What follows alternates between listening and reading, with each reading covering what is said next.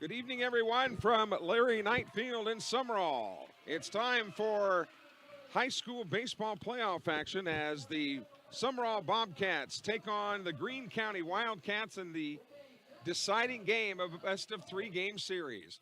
I'm Kelly Sander. Lanny Mixon will be, Will Tony will be joining us a little bit later as we get ready for the deciding game. Remember, it was Greene County that opened up with an upset win here at Larry Knight Field in game one.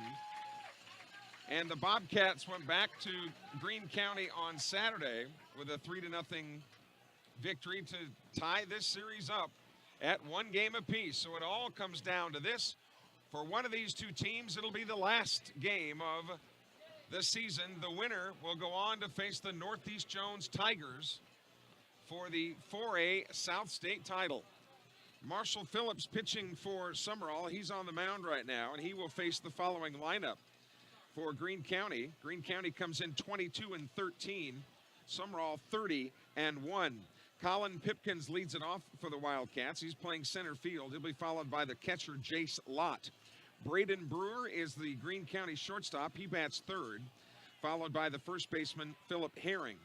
Connor West batting fifth, playing second base tonight. Batting sixth, playing third base, is Ethan Roberts. Rounding out the order for Greene County, Isaiah Jordan, the DH, is batting seventh. Luke Barfield playing right field.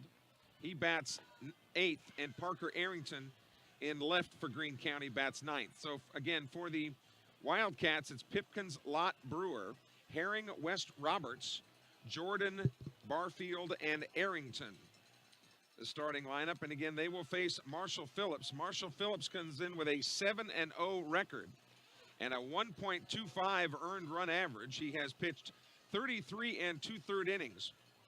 He's given up 32 hits.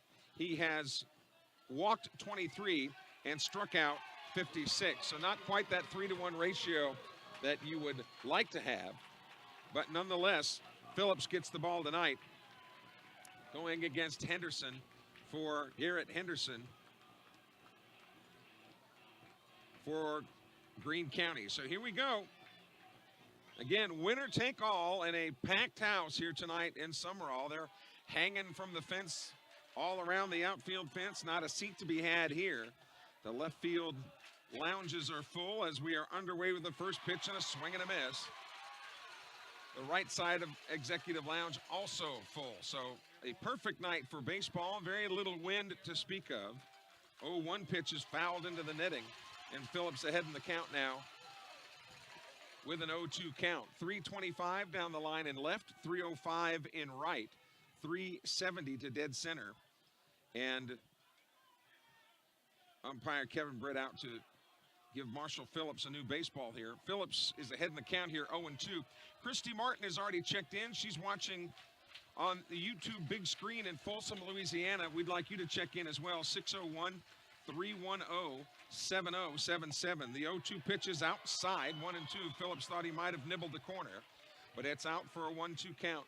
Again, that number 601-310-7077. Just underway tonight here in Sumrall, game 3 of the best-of-3 game South State semifinal. The 1-2 pitch swung on, lashed foul down the third base line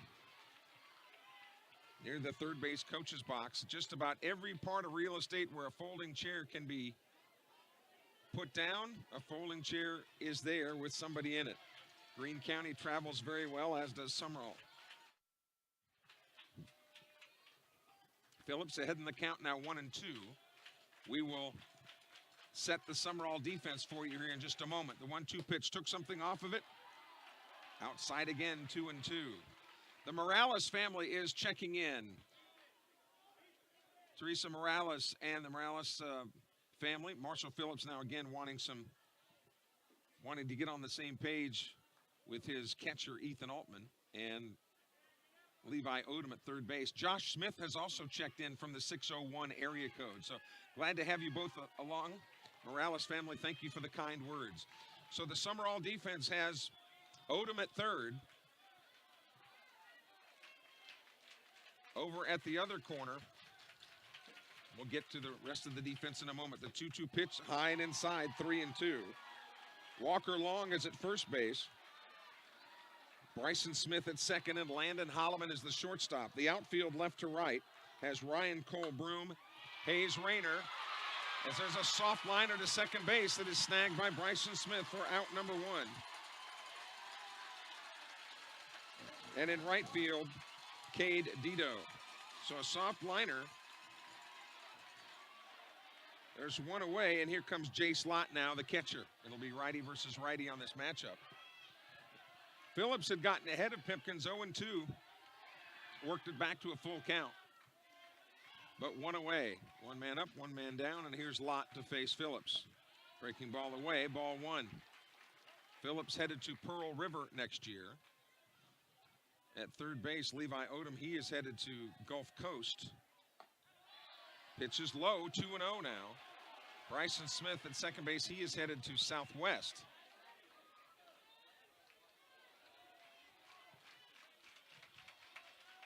Phillips behind in the count, 2-0 pitch. Here's a little soft pop to the infield. Phillips taking charge in foul territory, coming over by the screen, and he makes the catch and stares down the Greene County crowd as he makes the catch. So 2 away. Darren and Angie White checking in tonight from the 601. Some of my favorite people. Darren and Angie, thank you also for the kind words. Glad to have you along on the Sumrall Athletics YouTube page. Here's Braden Brewer, the shortstop now, to face Phillips. That right foot on the back chalk line, even though it's kind of painted here in this on the turf. Strike on the inside corner. And Brewer kind of stomped his foot in protest there as he thought that ball was in. The 0-1 pitch, way outside, 1-1. Raymond and Truvy McRaney watching in, what town are they in tonight? Hickory Grove. The smoked brisket tonight is off the chain. Save me some. Here's the 1-1 pitch. Swung on. Here's a drive to right center field. Being tracked by Dito. Can he get there? He does! On the run. Cade Dito makes the snag. It was destined to be a double, but Dito extends to make the catch. And a good defensive play by Sumrall. And Greene County comes up empty-handed. Up and down, 1, 2, 3 in the first. We go to the bottom of the first, with Sumrall coming to bat. And let's take a look at the Sumrall batting order. Cade Dito will lead it off. Playing right field, Dito hitting .465 with 1 homer and 42 runs batted in. Landon Holloman, the shortstop's batting second tonight. Holloman with a .392 average. Phillips in the 3-hole. Phillips hitting .440 with 5 homers and 43 runs batted in.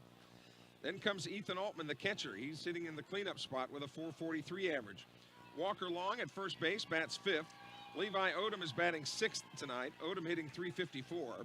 Then rounding out the order for Sumrall is Bryson Smith at second base. Ryan Cole Broom playing left field.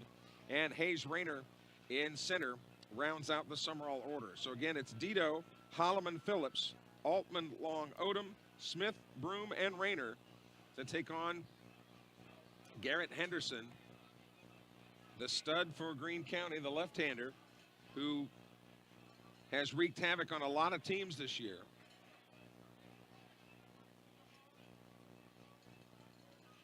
And of course, when the game's on the line, that's who Greene County goes with. So we'll see if he's rested enough to come back here on Monday night from the 601.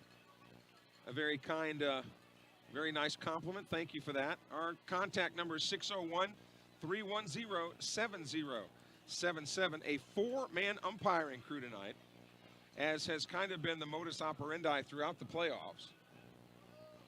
No wind to speak of, as we talked about, so if people hit home runs tonight, they'll have to get it on their own. So here we go with Dito to lead it off. Cade Dito has really been quite a story this year.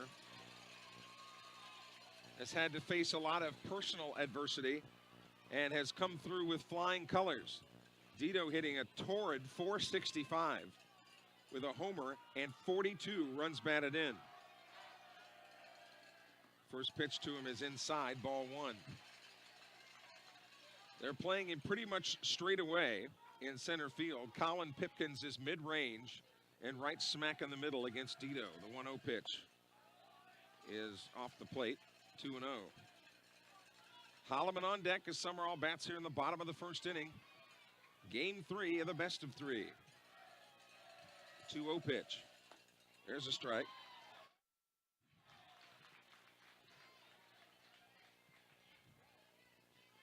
A left-hander for the Wildcats. Phillips, a righty for Sumrall. Here's the 2-1 pitch. Swung on, slapped foul wide of third. The Berries have checked in. They're watching from Scruggs Road tonight. Coach Zane is here. I say Coach Zane because he's now coaching at Columbia Academy, former all-everything second baseman here at Sumrall. Darren Norrid has checked in as well. Thank you all. 601-310-7077. We are scoreless at zeros here. That's off the plate. 3-2 now. Payoff pitch coming to Cade Dito. The Northeast Jones Tigers made quick work in dispensing of Purvis. It had the makings of an all-Lamar County final, but Northeast Jones was the fly in the ointment. That one is fouled into the screen, so the count stays full at 3-2. So Northeast Jones, the only Jones County school remaining, unusually because West Jones has been a perennial power in 5A, and South Jones recently has made noise, but it is Northeast that remains standing. The 3-2 pitch, swing and a miss. He got him on strikes on the off speed. He had Dito way out in front. 1 up and 1 down, and here comes Landon Holloman now. Holloman, a .392 hitter with no homers and 19 runs batted in. And going back to his younger years here at Sumrall, I have always thought that Holloman flashes a glove like nobody's business. A tremendous defender. And here he finds himself in the 2-hole tonight with no homers, 19 runs batted in. They play him to pull just slightly. First pitch to him. A breaking ball, up, ball 1. A low-scoring affair Saturday.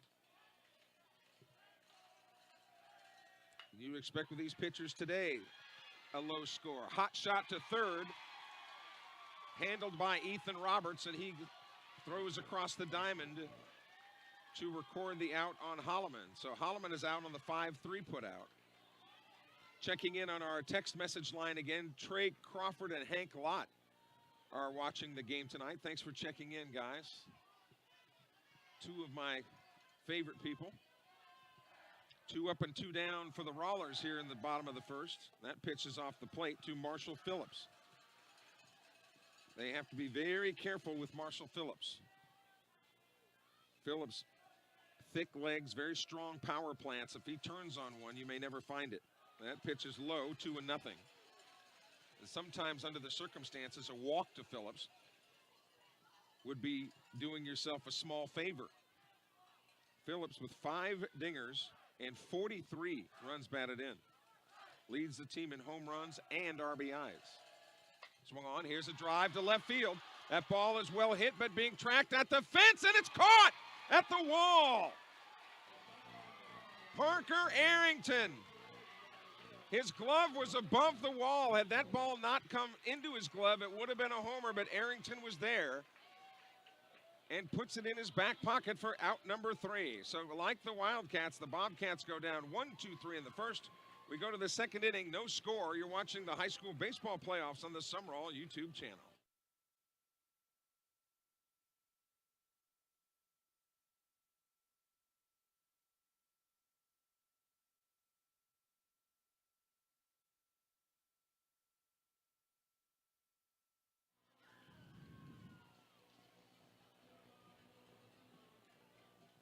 Beautiful night for baseball here in Lamar County. Glad that you are with us as both of these teams put the ball in play in their respective half of the first innings. We'll see what they've got for each other coming down the stretch, because the only teams left this time of year are teams who have obviously earned their way here. And Northeast Jones, in knocking off Purvis in 2, Northeast Jones can sit back and rest. their personnel, getting ready for whoever they might face here.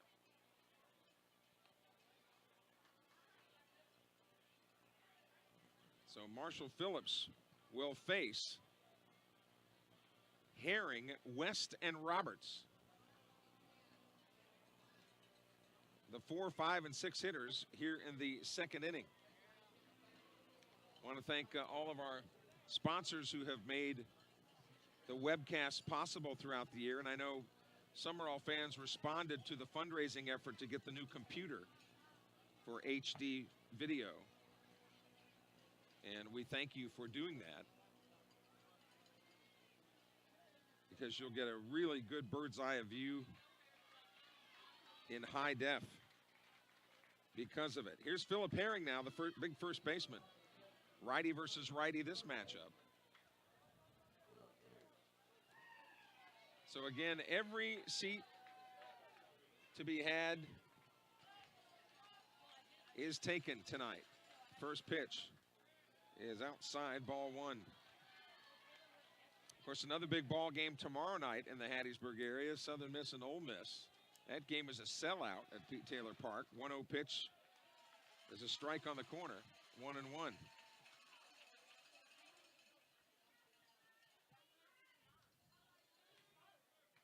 Shading him ever so slightly toward left. That's fouled into the screen. 1-2 now, advantage Phillips. In Marshall Phillips' Sumrall legacy, his brother Payne was a punter on the football team a couple of years ago. Payne, then he's got a sister, and then Marshall the baby. Here's the 1-2 pitch. Got a piece of it again and fouled it into the screen.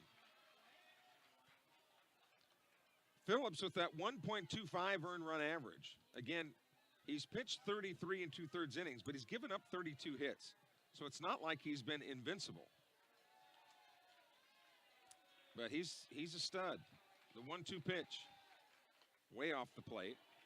Evens it out now at 2-2.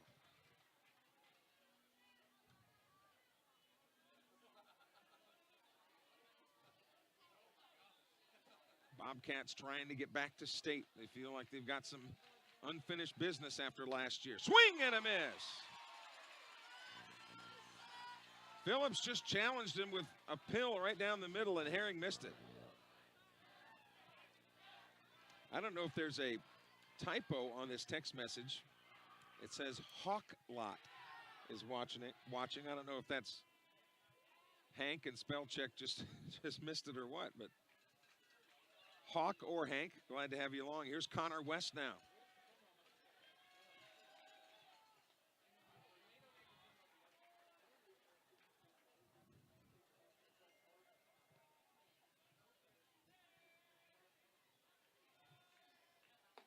I may have said that the count now is now 2-0 to West. Connor West, whose mom is in the education field in Greene County, fouls that one off to the right. I think I inadvertently said too that the Southern Miss Ole Miss game is tomorrow night. The game is actually Wednesday.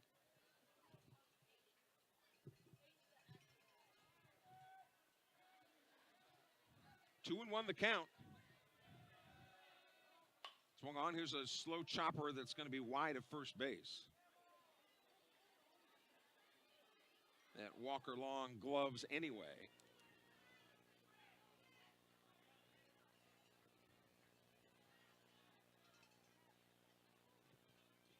So 2 balls, 2 strikes. The Beach family checking in from the 601 area code.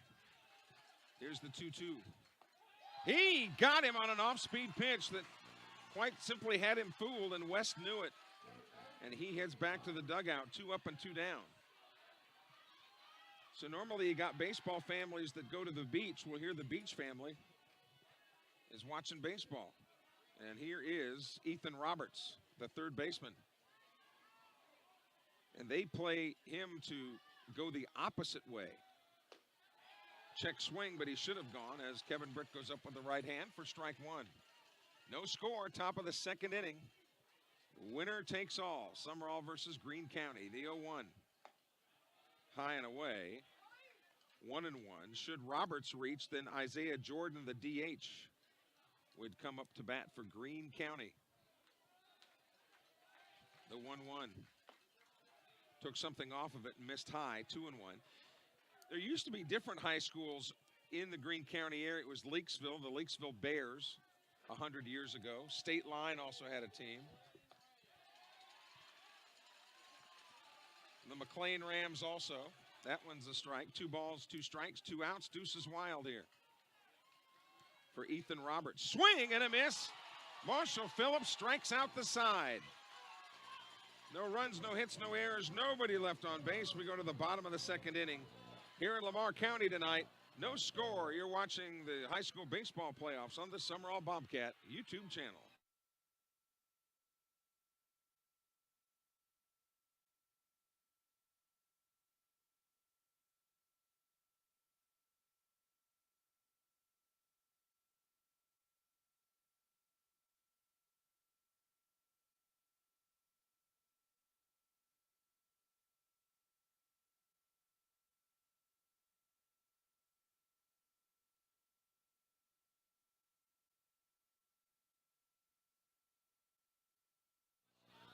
Kelly Sander back with you at Larry Knight Field here in Sumrall.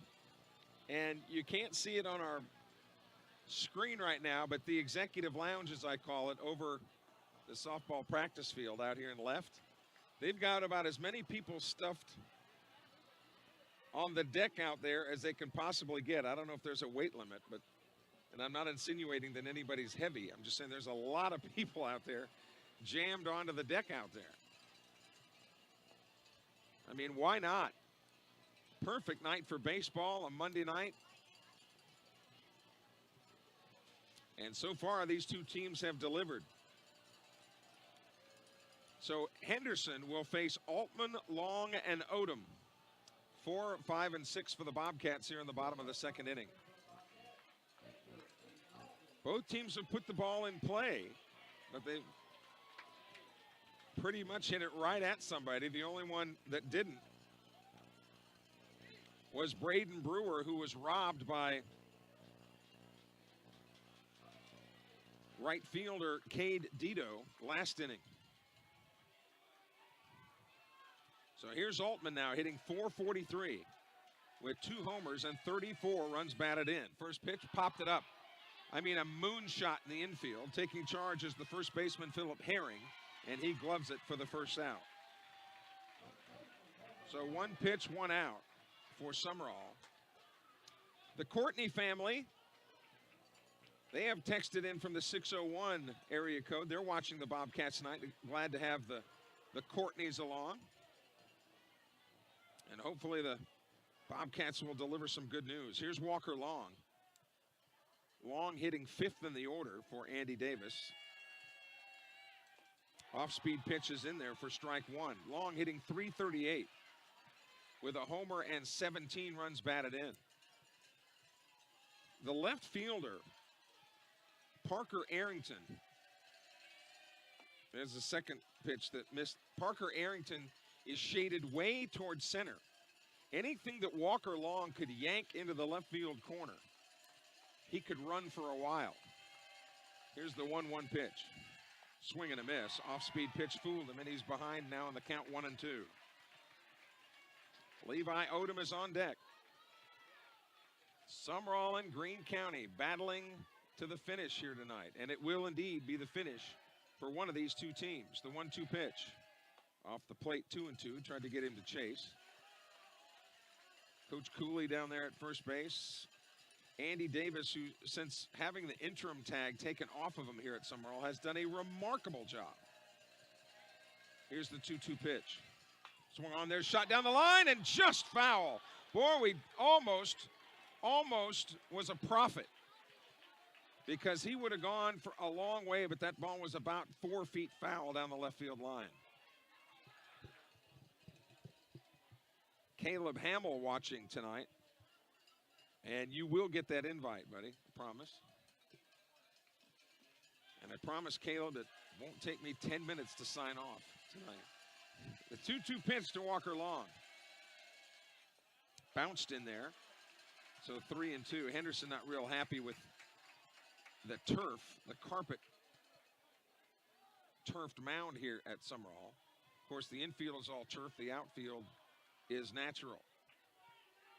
Payoff pitch coming to Long. Swung on, lifted foul out of play over by the football field house. Neither team has had a runner. Marshall Phillips has 3 strikeouts, but neither team has had a base runner yet. It's still early, bottom of the second, but still. The 3-2 pitch. Swung on, here's a grounder to short. Gobbled up, throws to first in time. Shortstop Braden Brewer with that play. He checked Walker Long to see how quickly he was getting down the line, saw that he had time, shuffled his feet a couple times and made the throw. And here's Odom now. Odom hitting .354 with 2 homers and 31 runs batted in. You can't help but think that maybe incognito there are some Northeast Jones coaches and players here tonight watching this game. Swung on, here's a drive to center field. Being tracked in center and caught, but running into the fence on the follow through was Colin Pipkins. So Levi Odom gave it a ride. These two teams taking each other's jabs, but so far, no harm, no foul, no runs, no hits, no errors, nobody left on base. We've completed 2 here in Sumrall tonight. No score between the Bobcats and the Wildcats. You're watching the Sumrall Bobcats in the playoffs on the Sumrall Bobcat YouTube channel.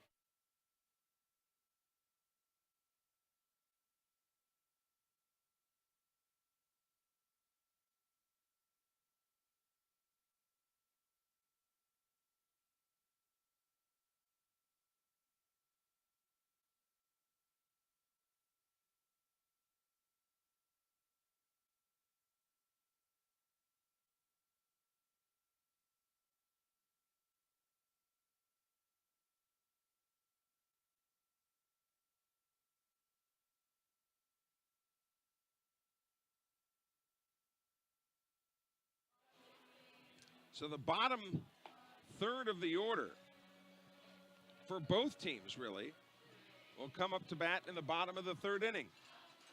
Isaiah Jordan, the DH, Luke Barfield, the right fielder, and Parker Arrington, the left fielder, will come up to bat to face Marshall Phillips, who last inning struck out the side. So far, if you like pitchers' duels, that's what you've gotten so far. I don't know if they heard us out there in the left field executive lounge, but it's thinned out just a little bit. maybe they thought there was a weight limit. So here's Isaiah Jordan. Isaiah spelled I-Z-A-Y-A. First pitch is outside, ball 1. Phillips looks like he's not throwing his hardest. It looks like that particular pitch, he looked like he was trying to spot more than throw, and has not looked as comfortable as I've seen him look, quite frankly, with discussions with Odom and Altman. Again, their 3rd discussion in the game, the 1-0 pitch, swing and a miss. Kind of a haphazard swing there by Jordan. And again, the Bobcats shade him toward right. So in left field, Ryan Cole Broom would have a lot of ground to cover if he happens to hit it out that way, and that's outside, 2-1. Jordan hitting 7th in the order. The 2-1 pitch. Low, 3-1. Neither team has allowed a walk. Neither team has allowed a hit. Phillips goes to the rosin bag, knowing that his back is against the wall here on a 3-1 count. The pitch. Swung on, fouled right over us. So the count fills now at 3-2.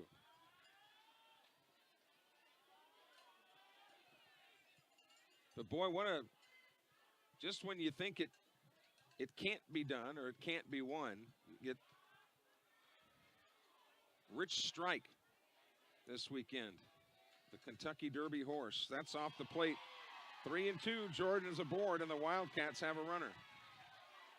That was an amazing story, that horse.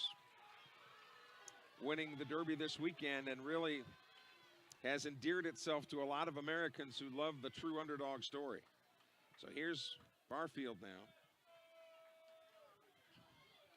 In at third is Odom, anticipating that being the 8th man in the order, that they might try to put this bunt down, throw over to first base, almost errant.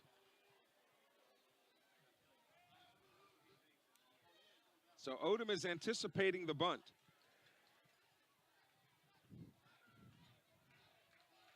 Phillips checks the runner, not a very big lead at all. Shows bunt and then pulls it back and takes a called strike. So if the Wildcats are going to bunt, they sure didn't give away their hand there. And Jordan, not a base stealing threat, really, at first base. So if you try to implement the bunt here, you can't bunt it too hard if you're Greene County, because the Wildcats, or the Bobcats rather, could still throw to second base. And now they can't bunt on an 0, I mean, they can on an 0-2 count, but obviously would be out if he missed it. So nothing in 2. Phillips ahead in the count here.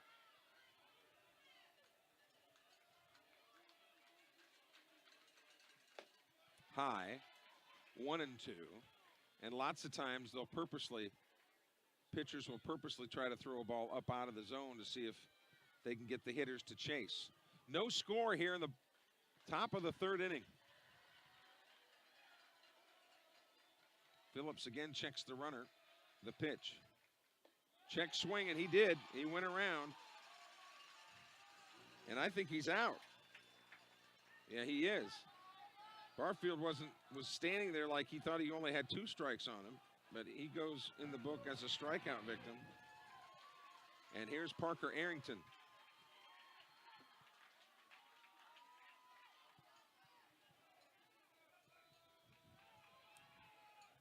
So really, the opportunity to bunt there has pretty much gone by the wayside. Very rarely will a team bunt with 1 out. Although Arrington showed bunt there and pulled it back. The Gaglianos are listening to the game tonight. I don't know about that comment about me, but thank you anyway. The Gaglianos, a throw that almost got underneath the glove there of Walker Long. I think I know those Gaglianos. Odom anticipating the bunt again. He has pulled tight at third. The 1-0 pitch. Swing and a miss. They have not consistently been able to barrel up Phillips's fastball. Arrington, the number 9 man in the order. Really, if you think 1 run is going to win it, they probably would have bunted the number 8 man. Here's the 1-1. Check swing. I don't think he went, and they appealed it, and he did not. So 2-1 the count.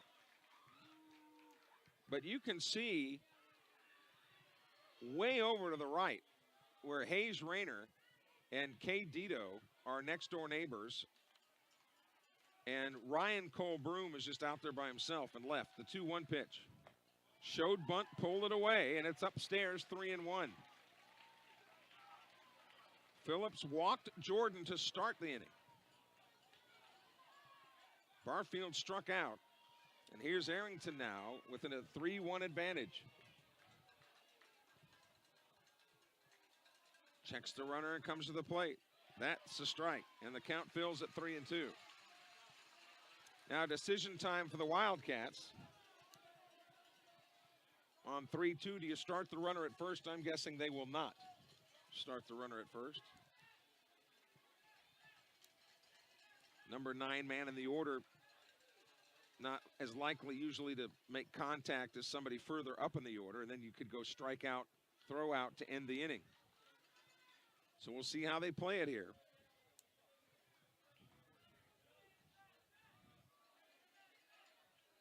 Phillips to the plate. The payoff pitch is way outside, ball 4. And the Wildcats have 2 men aboard with 1 man out. The first noise that either team has made all night long. And back to the top of the order in Colin Pipkins, the fleet-footed center fielder who also hits from the left side. So Rayner goes right back behind second base to play him straight up.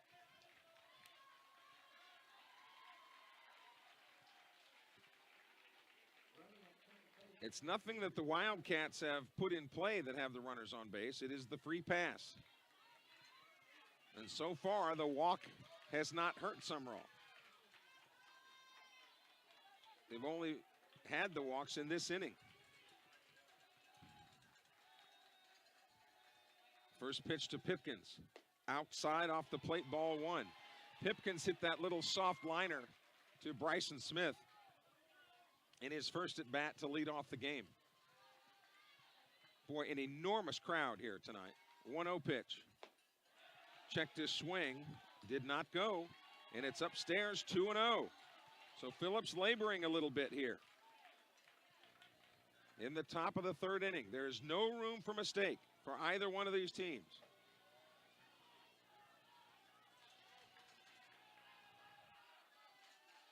A mistake could cost you the game, would consequently cost you the season, and you'd have a long, long winter to think about it. 2-0 the count to Pipkins. He's got a fastball count. Let's see what Phillips brings here. Brought the fastball, but it was high and inside. 3-0. Now, I'm not a big gambler, but if I was, I'll bet he's taking this pitch.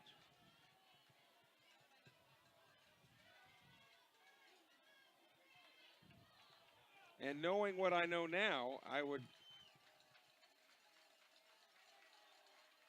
bet on Rich strike. That pitch is inside. Ball 4. The bases are full of Wildcats. And here comes the skipper, Andy Davis. Bobcats in some trouble here in the top of the 3rd inning. Jace Lott, the catcher, comes to bat. He hit a first pitch pop-up to Phillips that Phillips corralled outside the left field line in his only other at bat tonight. The Bobcats looking for a crisply hit ground ball directly at somebody here to squelch the Wildcats, who are on every base. Jordan at 3rd. Barfield at 2nd. Arrington at 1st. And 1 away here in the top of the 3rd in this scoreless rubber game of the match. And here is Lott. Righty versus righty. Phillips peers in, kicks and delivers. First pitch, swing and a miss. Challenged him, and Lott was behind it. And now here comes Odom again. I'm not sure why so many discussions tonight. But again, you really got to mind your P's and Q's, because one mistake could prove to be fatal. Here's the 0-1. Fouled into the screen.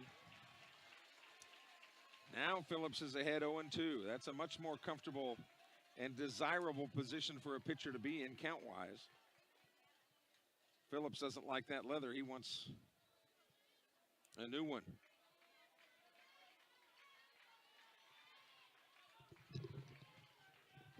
Sumrall looking to get back to Trustmark Park. But if the Bobcats win tonight, they would have to sideline Northeast Jones at South State. Phillips checks the runner. Now timeout. Was timeout called? It was not. And Lott backed out of the batter's box, and he was called for strike 3. Home plate umpire Kevin Britt said that Phillips was in the windup and he was not going to give him time with the pitcher in the windup. So out number 2. And here's Braden Brewer. So now the Bobcats will try to get the nearest force, swing and a miss.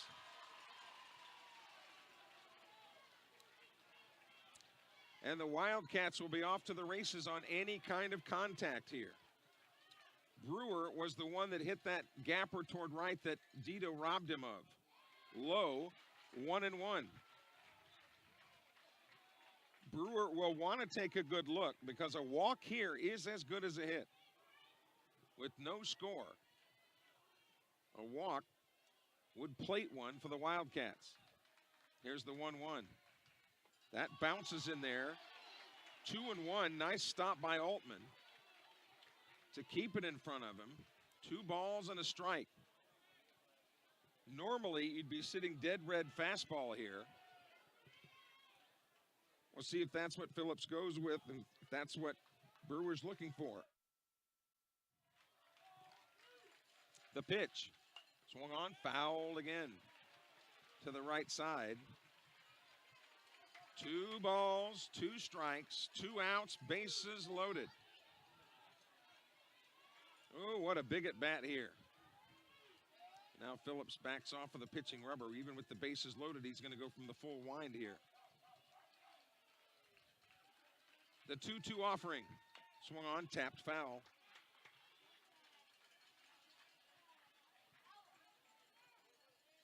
Sometimes young players will think they have to get on base in order to have a good at bat, and they don't realize that if they can just get the pitcher to burn 8 or 9 or 10 pitches, that in itself is a great at bat. Phillips gets the sign. Here's the 2-2 pitch. Took something off it high and inside, and it's 3-2. So the carousel will begin. As soon as Phillips commits to the plate, the Wildcats will be off to the races. Big pitch right here. The 3-2. Swing and a miss. He struck him out. Phillips again strikes out the side. No runs, no hits, no errors. 3 men left on base. We go to the bottom of the 3rd inning. Still no score in Sumrall tonight.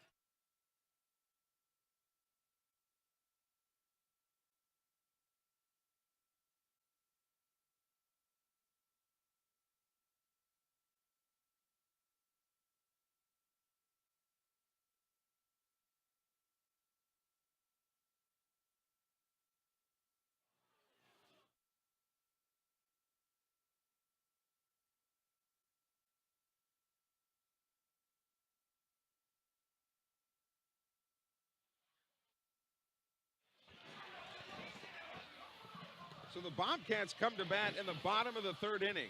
It'll be Bryson Smith, Ryan Cole Broom, and Hayes Rayner, hitters 7, 8, and 9. Sally Logan has checked in tonight. Sally Logan, one of my favorite people, actually saw her at Corner Market today, I think, and said hello to her, but a typical female refused to speak to me. No, she didn't notice. But glad to have Sally Logan along. So here's Bryson Smith, the Sumrall second baseman, hitting 179 with no homers and 5 runs batted in. And Will the Thrill Tony has made it tonight, Will. Fast trip from Hattiesburg. I don't think any cops saw me on the way. Well, let's hope you didn't get a ticket then. Right. Okay, good. So Smith getting his first look tonight at Henderson.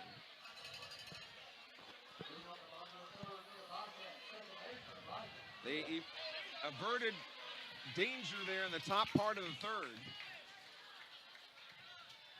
Most of the year, Smith would have been the subject of a designated hitter, someone batting for him. Here in the last few games, you've seen a lot more of Smith.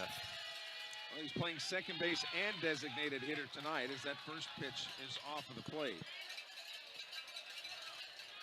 All the Sumrall celebrities are out here tonight, as you might guess. Here's the 1-0 pitch. Showings bunt and then pulls it back for a called strike. 1-1 here. In the bottom of the third inning, no score. Everything you thought it would be up to this point. The 1-1 swung on, laced foul over to the right side into the football stadium. So Bryson Smith, who is headed to Southwest Community College to be a Bear next year, is hoping to be a Bear on the pitching staff for Greene County. The 1-2 pitch. Took something off of it, slapped it to short. Gobbled up over to first base. And making the play at short is Braden Brewer for out number 1. So Smith is out on the 6-3 putout. Zach Berry is checking in from the state of Florida tonight, saying, "Go Cats." And you know a lot of these former players would give anything to be here in person, but we have to do the best we can, Will the Thrill, to be their eyes and ears for them. Well, you know, that's part of the job, and with the purchase of the new laptop and the video equipment that we have, it makes it pretty easy. Ryan Cole Broom, hitting .320, is up to bat and takes a strike on the corner. Broom with no home runs, 8 runs batted in. At that .320 average, very respectable. They play him shaded toward left just a hair. The 0-1 pitch. Swung on, here's a drive to center. Well hit, but being tracked and gloved in center field. These teams know each other well, and Colin Pipkins gloves that one for out number 2. Jack Edmondson is the head baseball coach at Southwest. Got to see Coach Edmondson a couple of weeks ago when they played down at Pearl River. Here's Hayes Rayner now.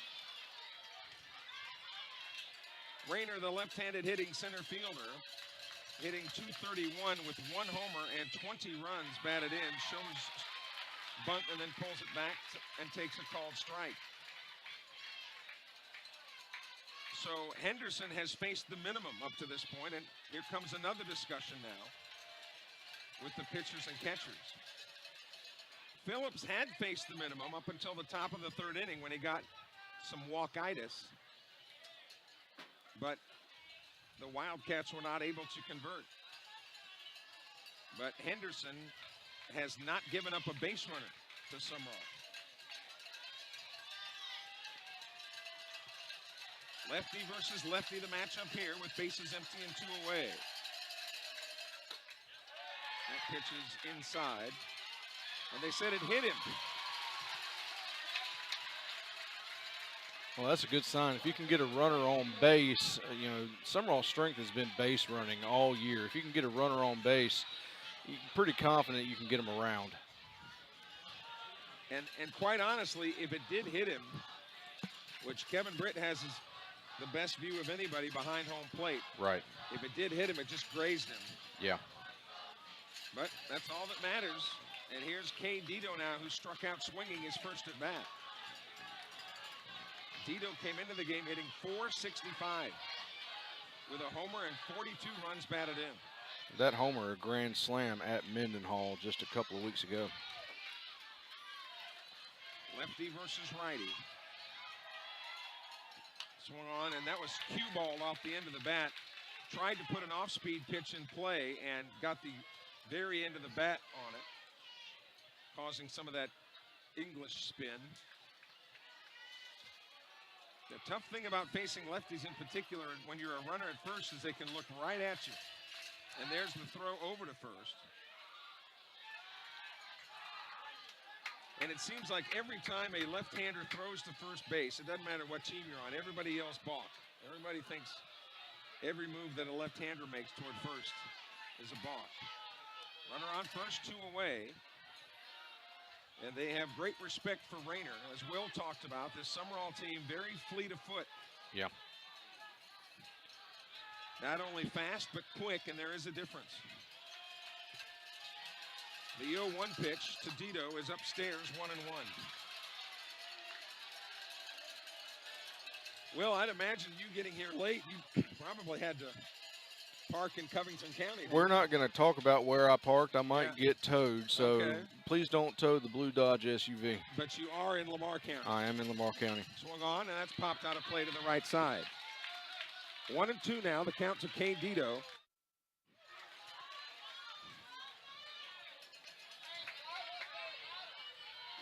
Dito, the outstanding right fielder, but also the football player. He can play just about everything and play it well. That's the biggest difference. He's a deceptive 6'3". He does not look that tall from this vantage point, but 6'3", and boy, can he run. Henderson has been the GOAT for Greene County for a couple of years now. They have won a lot of baseball games on his shoulders and his left arm. The 1-2 pitch bounces in there. Evens it up at 2 balls and 2 strikes. What a night for baseball, huh, Will? Just absolutely beautiful. You Perfect. can't ask for a better atmosphere than this. And it's not too hot, it's not too cold, just enough of a breeze. Oh, yeah. The 2-2 pitch coming in a moment, but again, a throw over to first base. And you might think, well, he's being melodramatic, keeping Rayner at first base, but in a game that's 0-0, 1 run could be the difference. The 2-2 pitch. Outside, 3-2. So now Rayner will be going.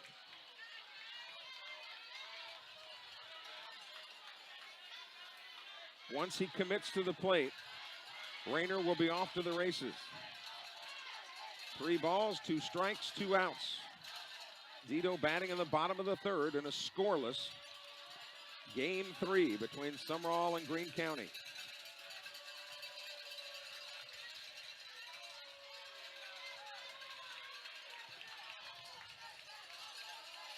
There he goes. Inside, ball 4. So runners on first and second. 2 away. And so far, this has been self-inflicted because Bryson Smith led off the inning with a crisply hit ground ball out to short. Broom lifted one to center field. And Henderson was on cruise control. Then he grazed Rayner, putting him on the hit batsman. And then he just walked Dito. And here's Holloman, who grounded out to third. 392 and 19 RBIs on the year. Let's see if we can get at least 1 in. With 2 outs and the speedster Rayner at second, they don't have to worry about lining into a double play. So any kind of contact, Rayner will take off. Whether it's, they judge players on throwing speeds and arm angles and rotations and spin and all that. Give me speed at the top of my list any day. No question. First pitch is inside, ball 1. You can coach all that other stuff, but you're either fast or, in my case, Will, exactly, not very fast. Yeah. The fastest I move is getting to the Chinese buffet. At least you get there. When they see me coming, they switch it to closed. No, I've actually been thrown out of one. The 1-0 pitch. Swung on, chopper to third. It's a force at third, and barely by a step. That's how quickly Rayner was off the bag. And on the fielder's choice, Sumrall has nothing across in the 3rd. We go to the top of the 4th in just a moment. No score in the rubber game of the match between the Bobcats and the Wildcats. Back with more in a moment. You're watching Sumrall Bobcat Baseball on the Bobcat YouTube channel.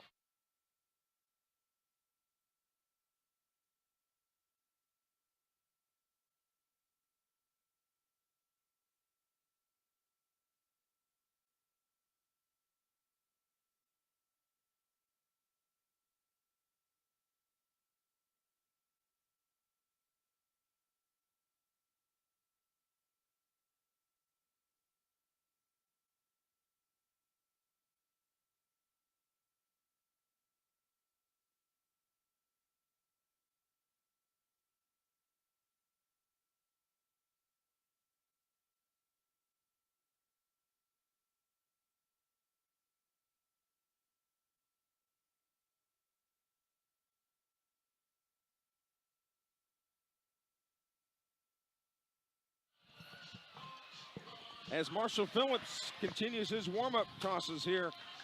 We go to the top of the 4th inning, and here's your voice of the Bobcats, Will the Thrill Tony. Will, I enjoyed it. Thanks, buddy. Thank you, Kelly, for coming in. I appreciate that, and thanks for the opportunity this year. I really do appreciate it. Kelly Sander, the legend here in Sumrall. Good to have him here. Thankful for him being willing to step in and help out this year.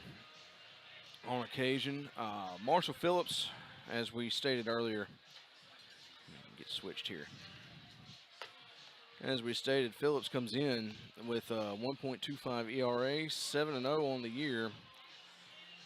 So far, holding the Wildcats scoreless through 3. We are in the top of the 4th inning, Larry Knight Field. That's going to bring up Philip Herring. He's going to lead off the top of the 4th.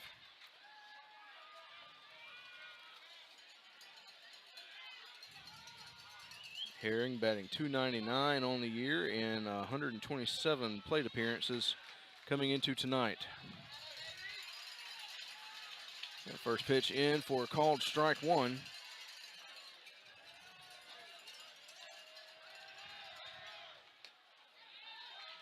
That pitch up and outside for ball 1. Count goes 1-1 on Philip Herring. Great atmosphere here tonight at Larry Knight Field. That pitch in for ball 2. Count goes 2-1 on Herring. They announced the attendance just over 1,000 here. Easily the largest crowd I have seen here this year. 2 balls and 2 strikes. Marshall Phillips gets the rosin bag.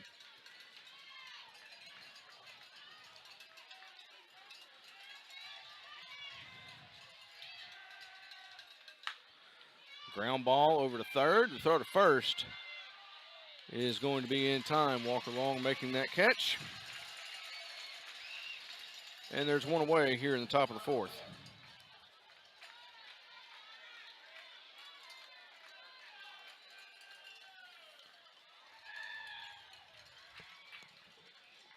That's going to bring up Connor West. Connor West struck out his first time up. That ball high and tight for ball 1. 1 away, top of the 4th inning.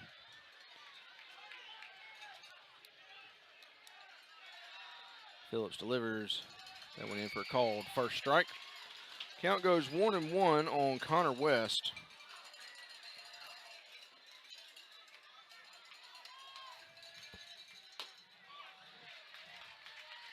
And for ball 2.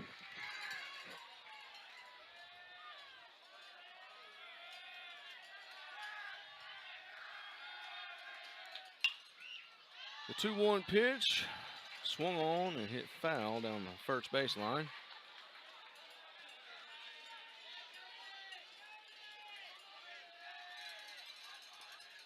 Bobcats at 30-1 coming into tonight. Winner goes on to the Jungle to face Northeast Jones on Friday. The 2-2 in for a third ball.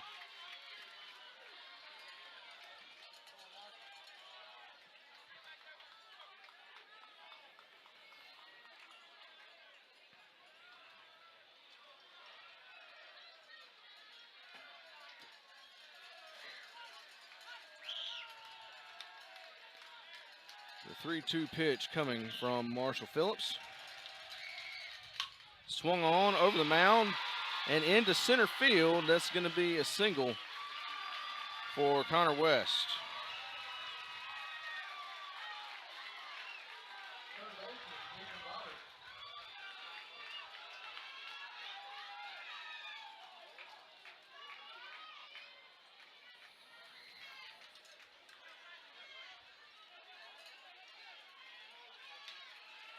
Brings up Ethan Roberts. I ran into him in the wards in Leaksville Saturday night after the ball game. That pitch A little outside for ball one. Respectful young man. I appreciated him in the way he was quite respectful as we spoke in the lobby at Ward's.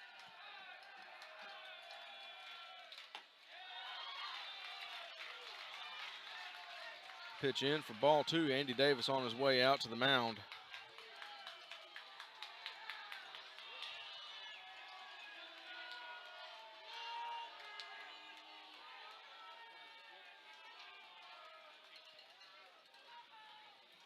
Meeting of the minds at the mound.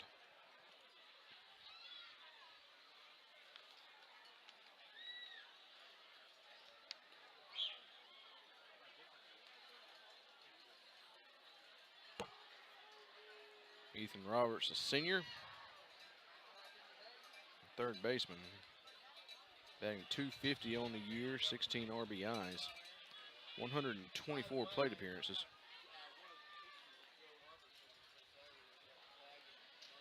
Coach Davis makes his way back to the dugout after a short meeting. Count is 2-0 with one away on Ethan Roberts.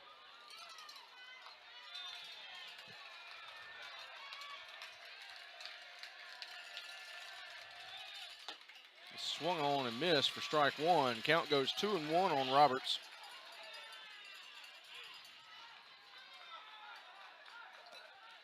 Connor West stands at first base. Count goes 3-1 on Ethan Roberts. That pitch just a little bit outside for ball three.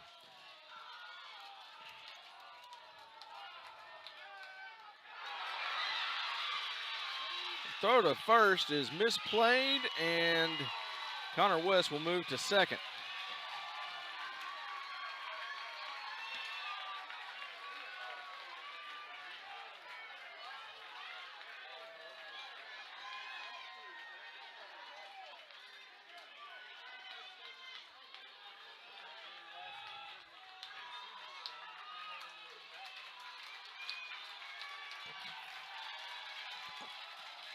So an error charged to the Bobcats and a walk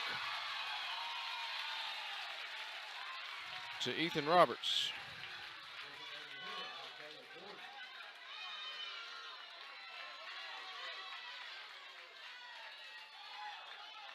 Isaiah Jordan up to bat now, designated hitter.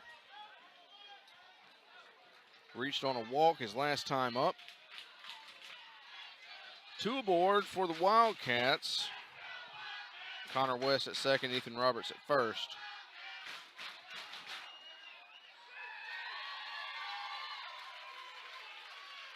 Courtesy runner for Connor West.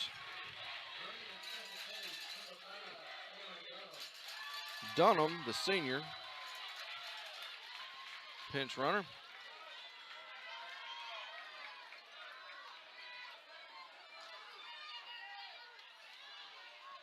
We're at the top of the fourth inning.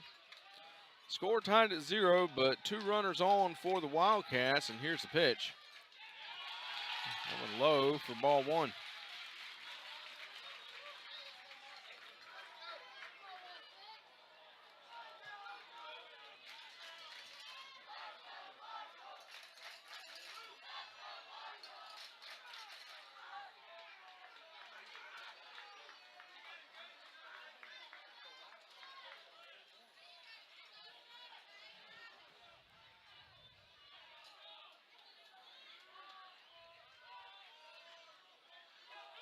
One-0 count for Isaiah Jordan.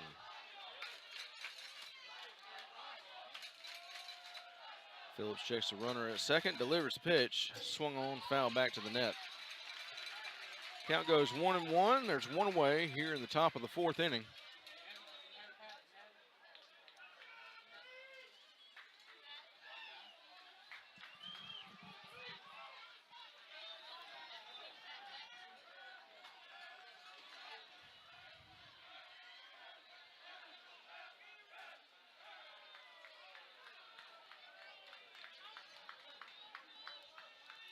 Time called as Isaiah Jordan steps out of the batter's box.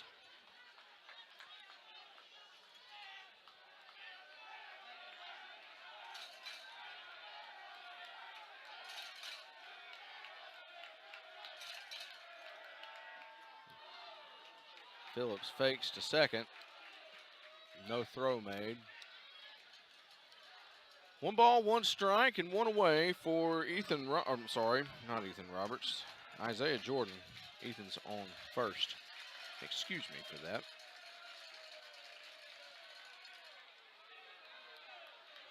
Another fake to second.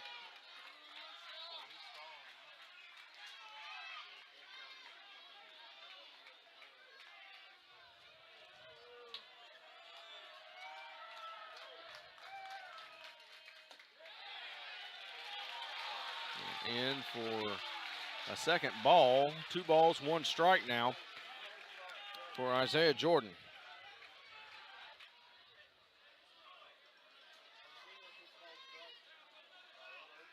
Jordan batting .269 on the year. 100 plate appearances coming into the game. He's got 13 RBIs.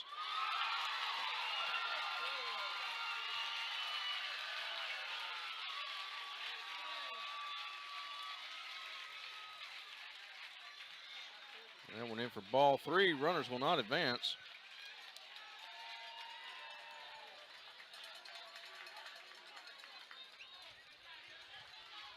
Apparently they thought it was ball 4 and they advanced.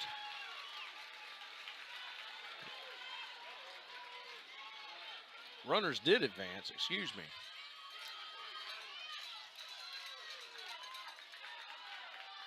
Count is 3-1.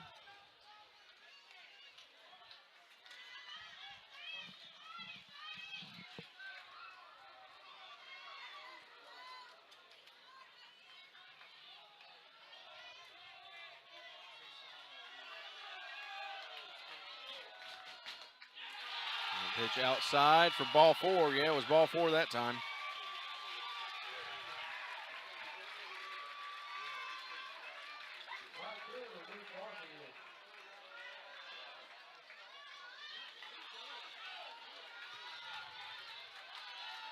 Luke Barfield coming up to bat, the right fielder. He's a junior, batting .319 on the year.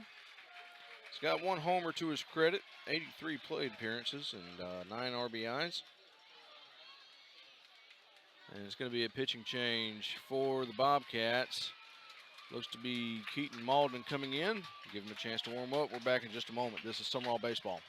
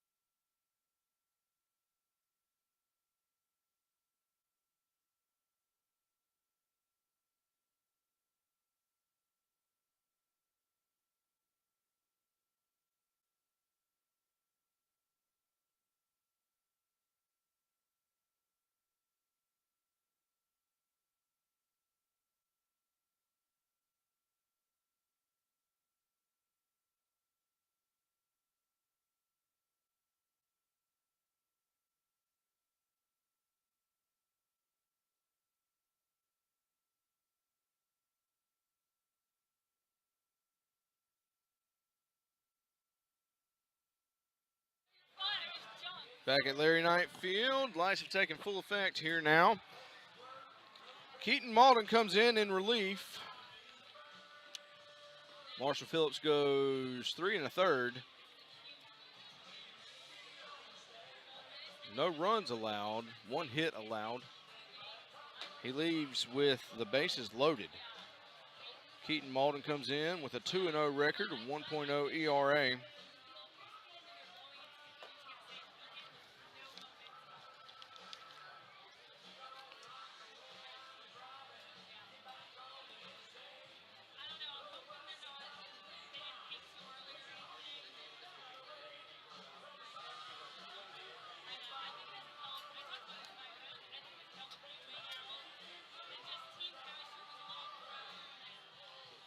Malden with 21 innings pitched, 5 walks and 26 strikeouts.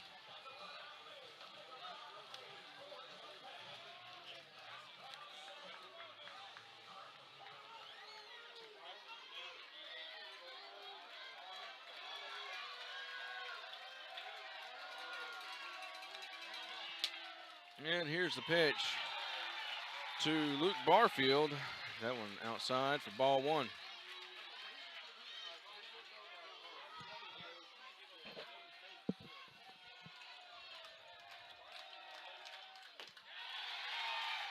Went in for ball 2. 2 balls, no strikes, and 1 away for Luke Barfield. Bases loaded for him.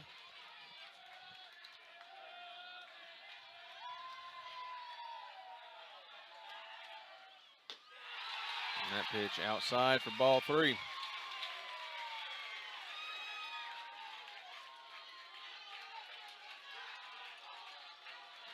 Levi Odom out to the mound to encourage Keaton Malden.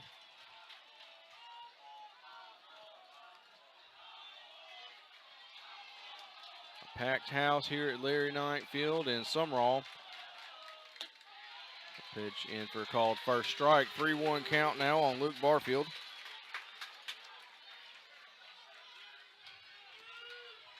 One away, bases loaded.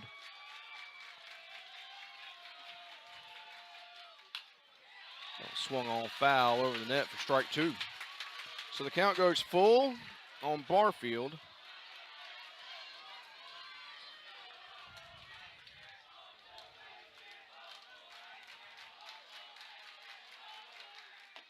Swing and a miss for strike 3, and there's 2 away.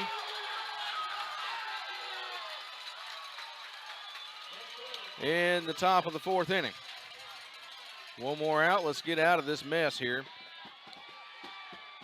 Brings up Parker Arrington.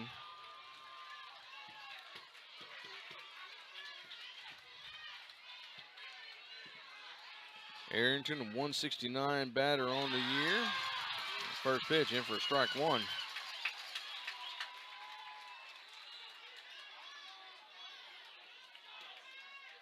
.96 plate appearances, 8 RBI, a couple of doubles.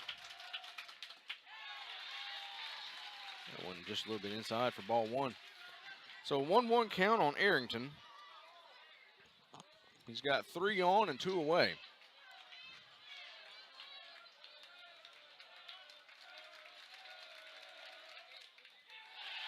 That one low and inside for ball 2.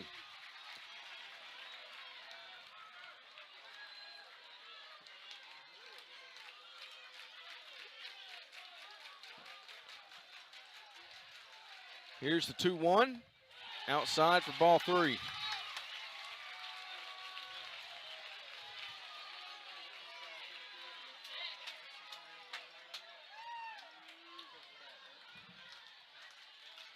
Some action in the Sumrall bullpen. That one in for a called strike 2. 3 balls, 2 strikes on Arrington, and 2 away. So the count's full with the bases loaded. Score remains 0-0 for the moment.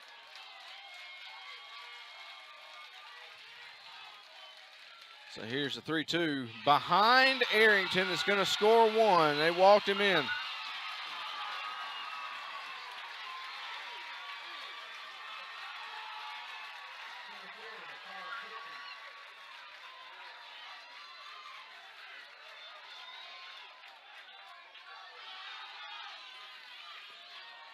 So Colin Pipkins comes up to bat, the center fielder. The pitch from Malden swung on and fouled back to the net for strike 1. 1-0 Greene County here in the top of the 4th inning.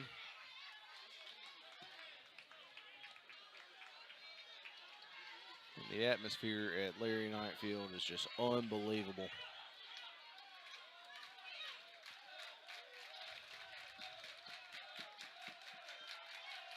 The pitch from Malden. Fly ball into left center. It's going to drop. It's going to score 1. It's going to score 2. Wildcats take a 3-0 lead in the top of the fourth.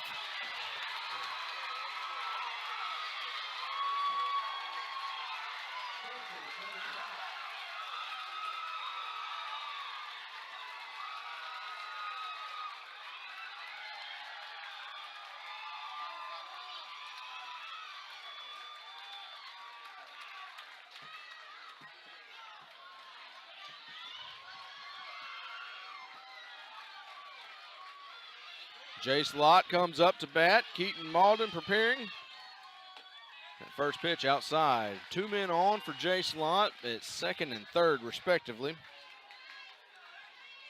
Arrington at second. I'm sorry, excuse me. Arrington at third. And Pipkins at second. 2-0 count now to Jace Lott with 2 away and a 3-run lead.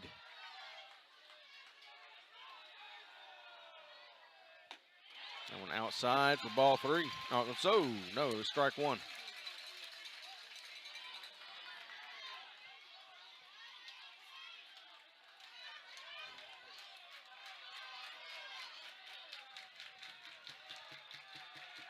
Here's the 2-1. Fly ball into left and playable for out number 3.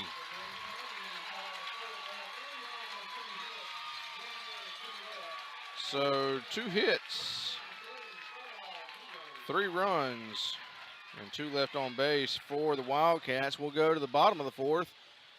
It's Greene County 3 and Sumrall nothing. Back in just a moment. This is Sumrall Baseball.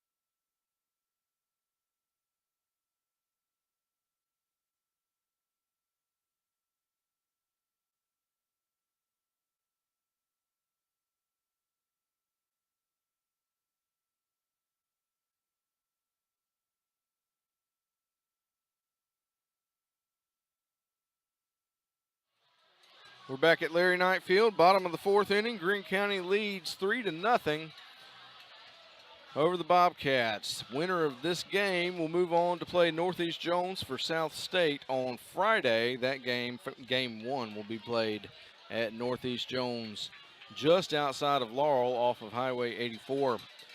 Coming up to bat, Marshall Phillips.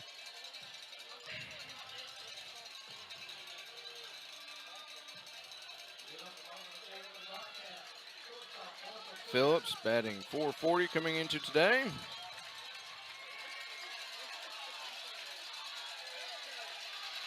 And your starting pitcher for tonight.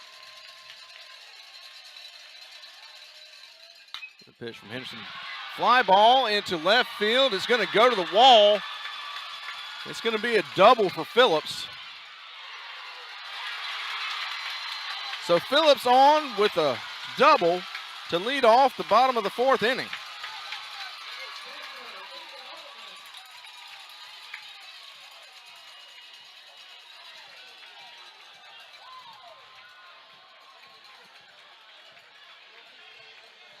It's going to bring up Ethan Altman, the catcher.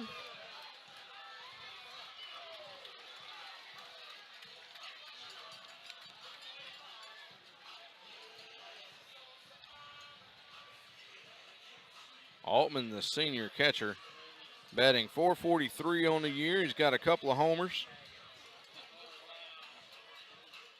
34 RBI. Phillips with a a double. He stands at second. That'll wake up the Bobcats just a little bit.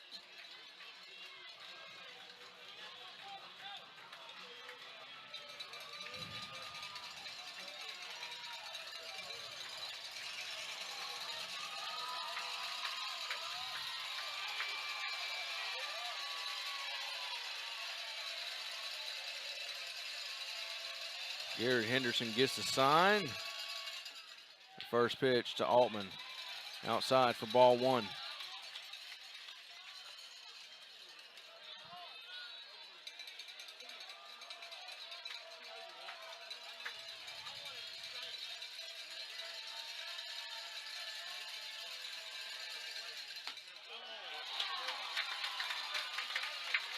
Pitch number 2 in for ball 2.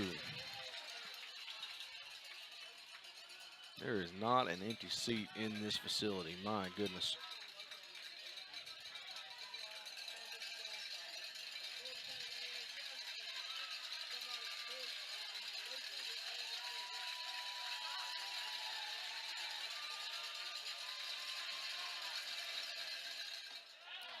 Inside for ball 3. So the count goes 3-0 on Ethan Altman.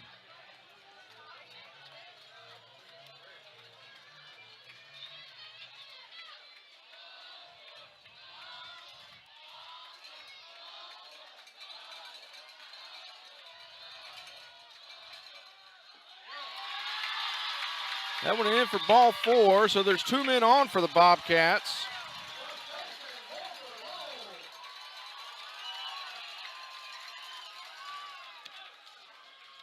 Walker Long comes up, batting .338 on the year.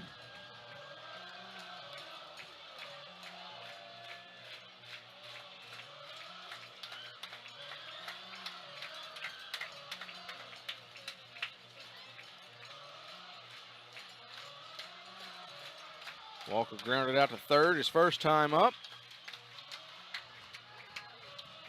Meeting at the mound for Greene County. Wind beginning to blow right to left, according to the flag in center field.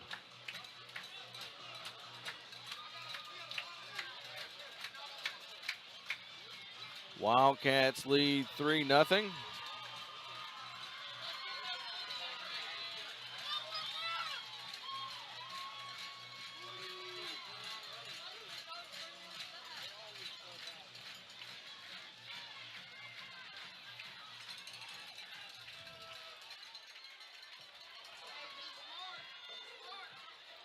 Walker Long coming up to bat. Walker at first base tonight. Malik McNair on to run at first base for Ethan Altman. First pitch to Walker Long outside for ball 1.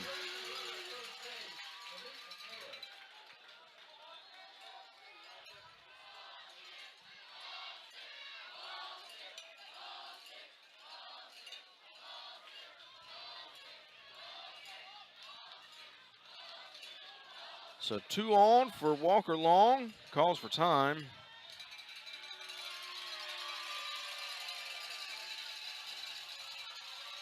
Nobody out here in the bottom of the 4th. 2 on for Walker Long. He's got a 1-0 count. Here's the 1-0 for a called first strike.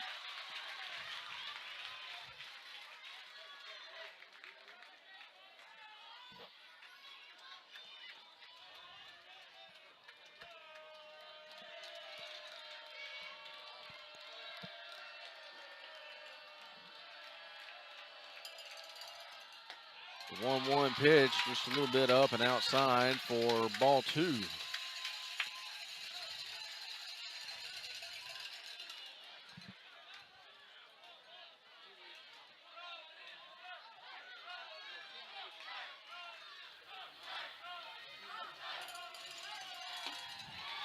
pitch in for a called second strike. Count goes 2-2 on Walker Long.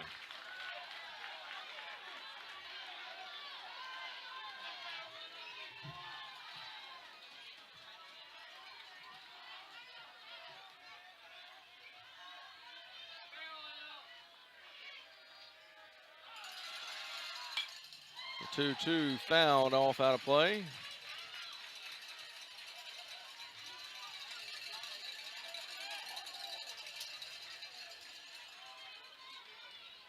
McNair is at first, Phillips at second. The count is 2-2 for Walker Long.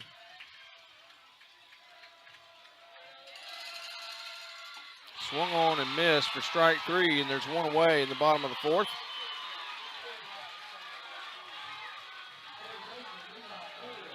Levi Odom comes up to bat, batting .354 on the year. He's got a couple of homers. One of them was a grand slam a couple weeks ago.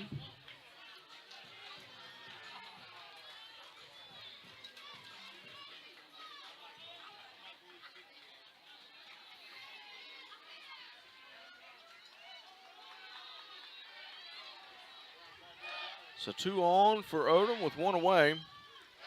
And here's a pitch outside for ball 1.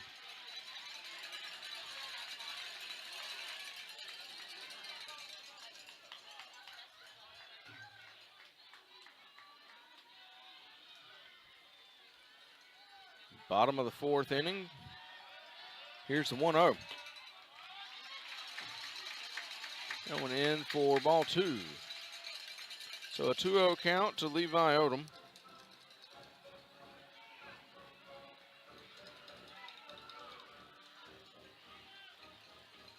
One away.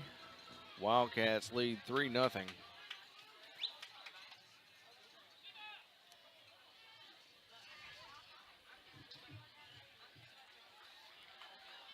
In case you're interested, and if you're following things closely, don't want to get too ahead of ourselves. Corinth and Pontotoc are playing in the 4A North playoffs. They're tied at 1 in the 4th inning.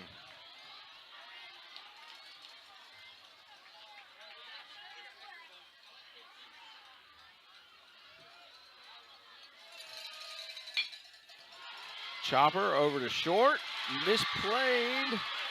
The throw to second is going to be in time, and there's 2 away with runners at the corners here in the bottom of the 4th inning.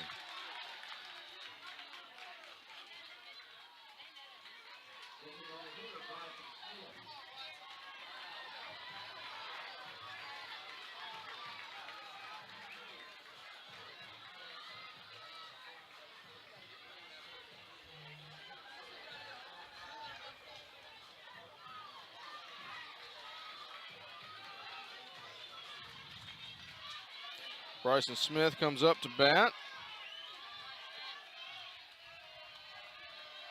with 2 away and 2 on. First pitch on the inside edge of the plate for strike 1.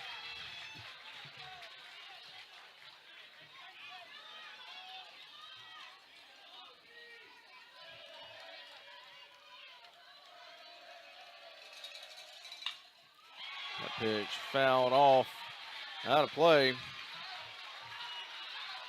for strike 2.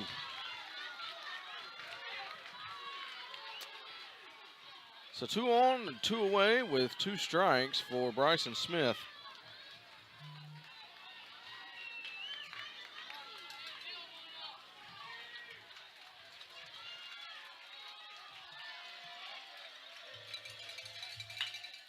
Swung on, ground ball, makes it into center field. It's going to score 1. And there's 2 on with 2 out. Bobcats score a run.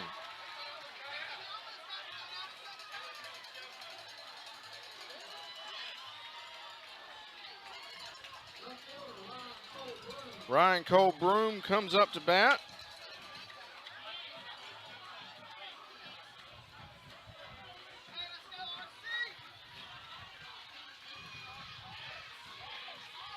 (3-1) Wildcats, bottom of the 4th inning, 2 away and 2 on for Ryan Cole Broom.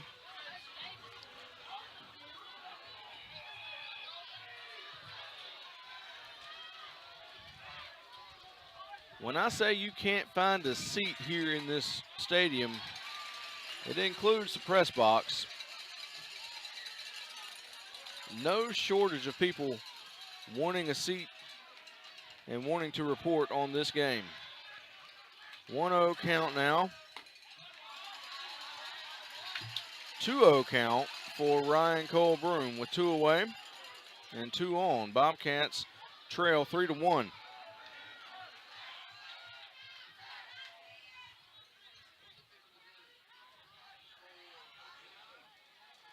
All right, so Steve Cooley comes out. We're going to have a running substitution. It's going to be Brandon Harrison. He's going to come out to run for Levi Odom.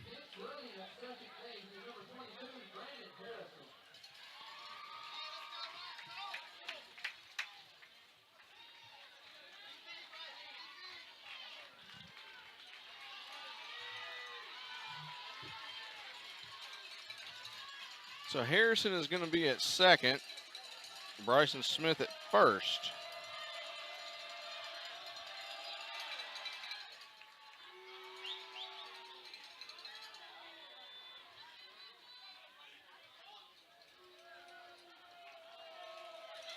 Hayes Rayner on deck. And that pitch in for a called first strike. 2-1. The count now for Ryan Cole Broom with 2 away and 2 men on and a 2-run deficit. Henderson delivers. Going in the dirt for ball 3. 3 balls, 1 strike.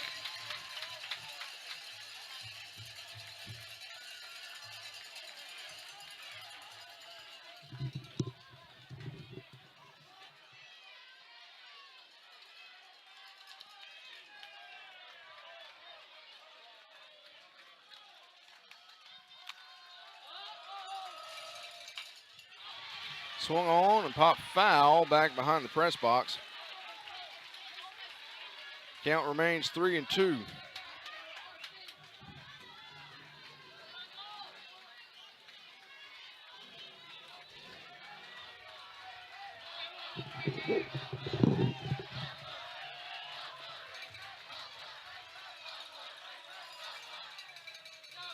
Henderson backs off the mound, looks at second.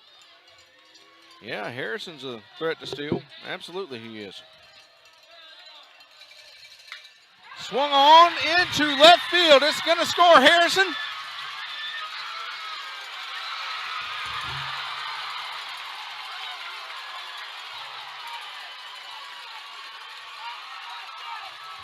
As Bryson Smith knocks over the third baseman as he wanted to round third. Third baseman was in the way. It's a double for Ryan Cole Broom. Hayes Rayner comes in. 2 men on, 2 away, and a 1-run deficit for the Bobcats. Meeting at the mound for the Wildcats, and it looks to be a pitching change. We'll tell you who it is when we come back. Stick around. You don't want to miss this. This is Sumrall Baseball.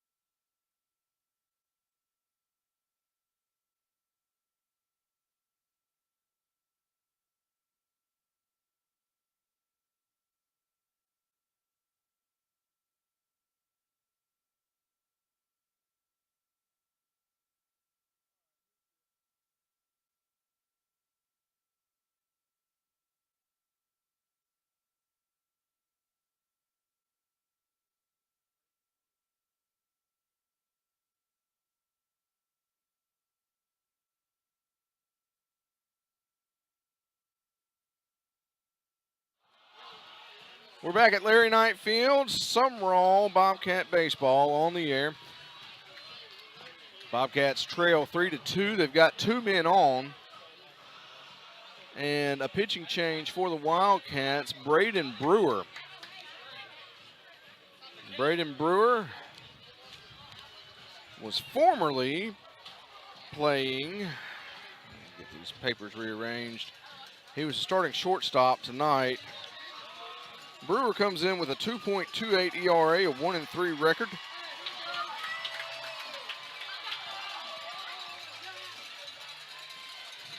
Hayes Rayner coming up to bat with 2 on and 2 out here in the bottom of the 4th inning.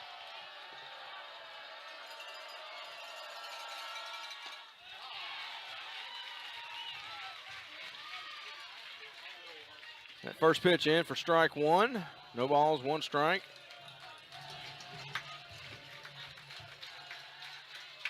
Two on. Swung on, pops sky high. Should be playable. And it is for out number 3. But the Bobcats score 2. Greene County leads 3-2 as we go to the top of the 5th inning. This is Sumrall baseball.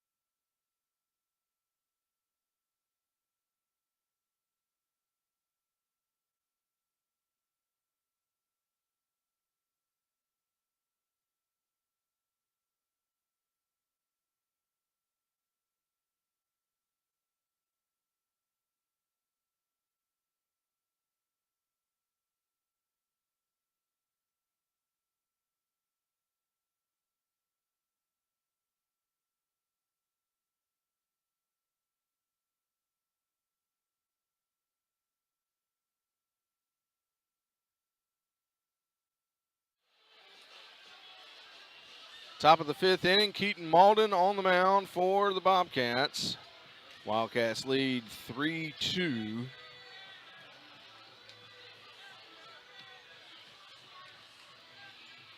Keaton Malden meeting with the infield on the mound.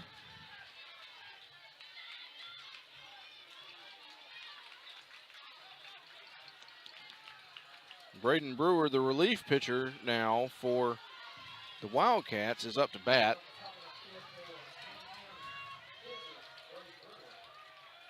He's flown out and struck out so far tonight.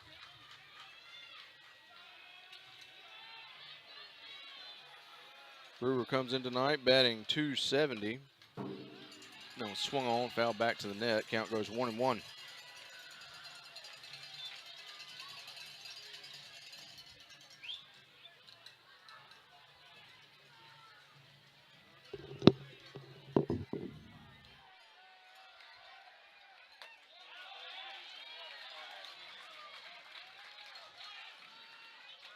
Two-one count now for Brewer. Showing bunt. Pitch in the dirt for ball 3. 3 balls, 1 strike.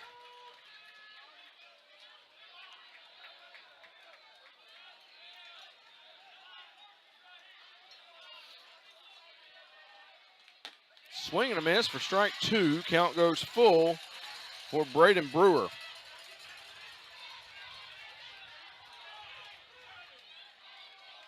Here's a 3-2 outside for ball 4. Brewer's going to take his base.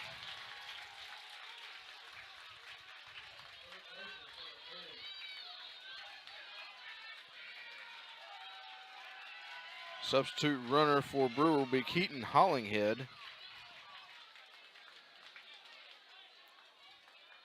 Philip Herring coming up to bat.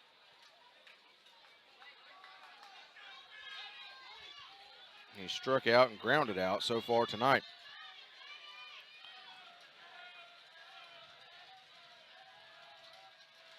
So a man aboard, first pitch. And for strike one.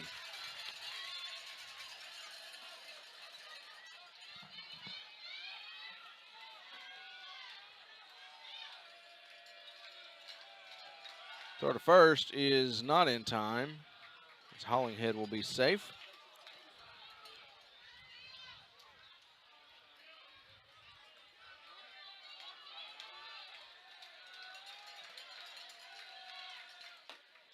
Pitch outside for ball one. 1 ball, 1 strike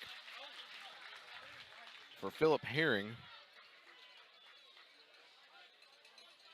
Betting $2.99 coming into tonight's game. He's got 5 homers.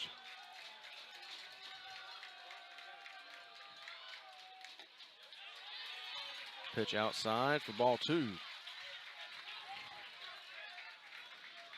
So a 2-1 count with 1 man on for Herring, nobody out, and a 1-run lead.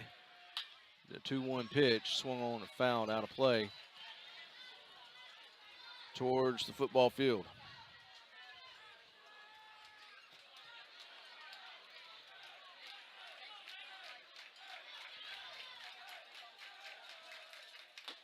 Swing and a miss for strike 3, struck him out.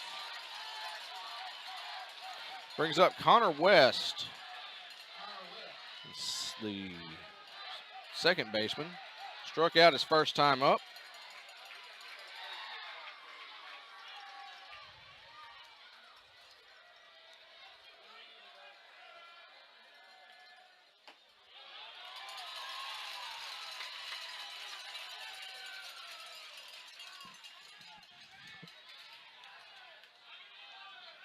Oh, 1 count to West. The throw to first. The runner went. He's going to be caught in a rundown. And they got him. He's out. That's 2 away now here in the top of the 5th.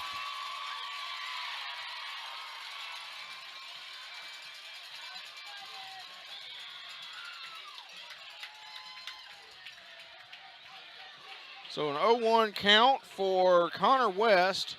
Now 2 away and nobody on in the top of the 5th.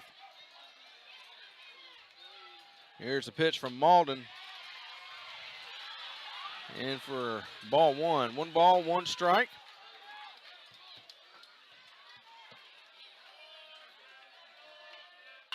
Swung on, ground ball to first. Should be playable for Walker Long. And there's 3 down in the top of the 5th. We'll go to the bottom of the 5th. Greene County 3, Sumrall 2. This is the 4A state playoffs, round 3, game 3. Stick around. This is Sumrall baseball.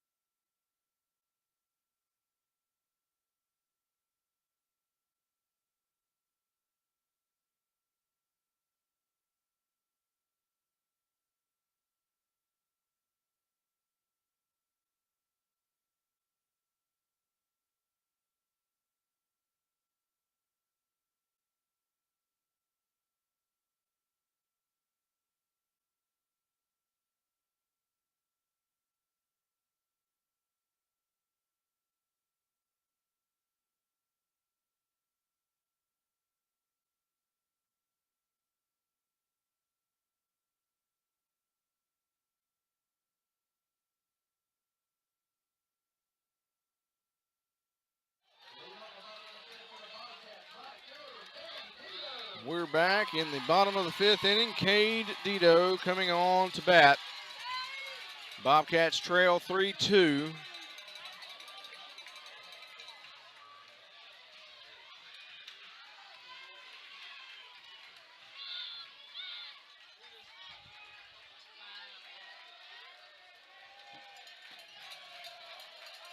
Braden Brewer delivers the first pitch in for strike one.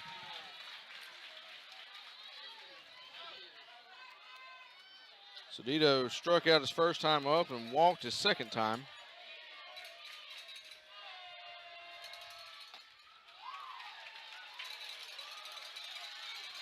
One count now for Dito. Holloman and Phillips due up as well. Fly ball into left field. Is it going to stay fair? It's misplayed. It bounces into foul territory, and a double for Dito.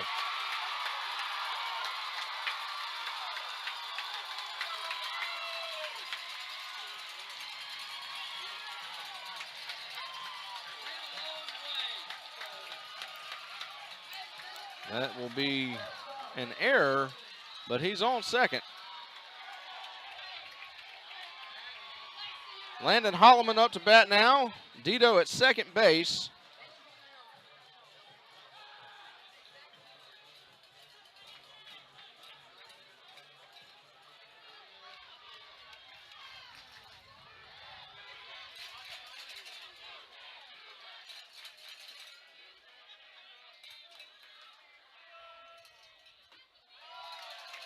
First pitch, up and in for ball one. 1-0 count for Landon Holloman. Dito on second, nobody out, bottom of the fifth inning.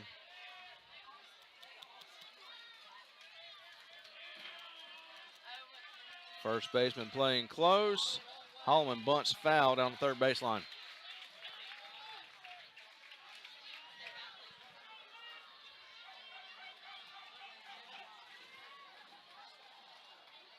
Phillips on deck. Altman will come up after Phillips, should we get that far. Lord help us, hope we do. Holloman calls time.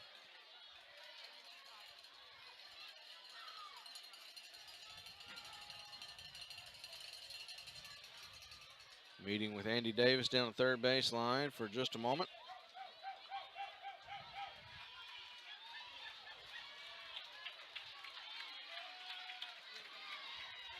Holloman steps back into the batter's box with a 1-1 count. And Dito at second base.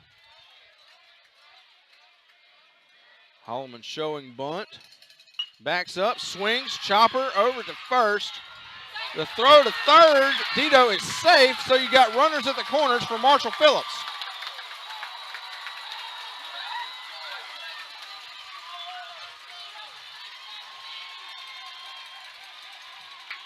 So 2 men on, nobody out for Marshall Phillips.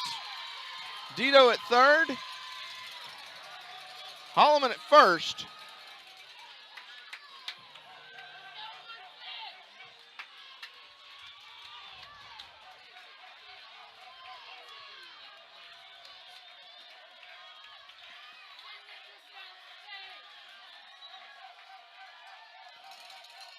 First pitch in from Braden Brewer is ball one.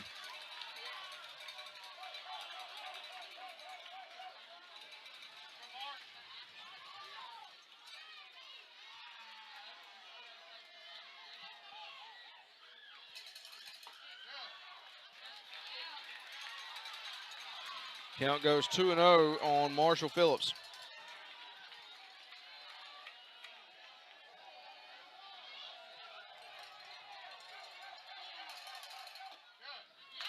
That pitch in for ball three. 3-0 count for Phillips. Altman on deck.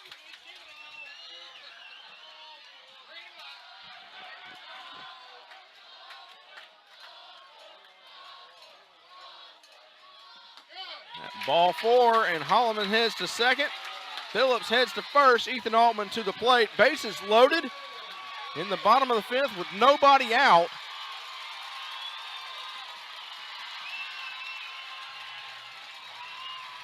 Looks to be a pitching change coming for Greene County.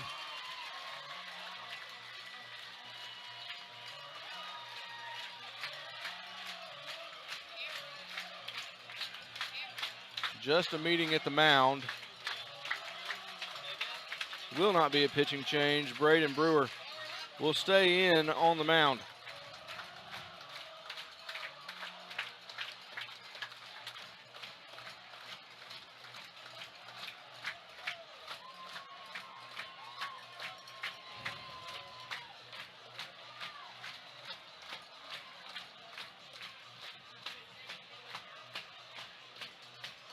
Home plate umpire makes his way out to the mound.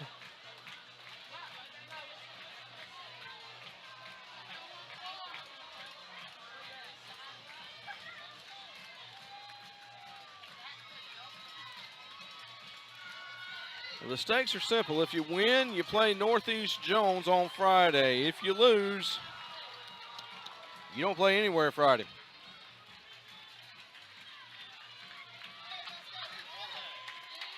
Bases loaded for the Bobcats. Bottom of the 5th inning.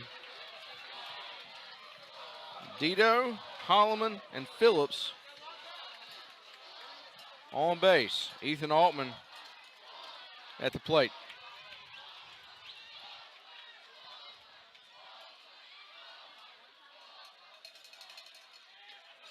That pitch a little high and inside for ball 1.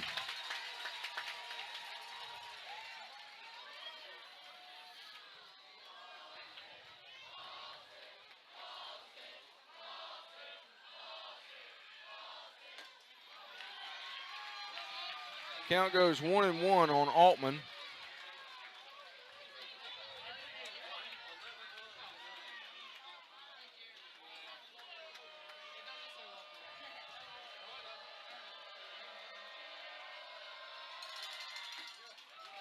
That pitch outside.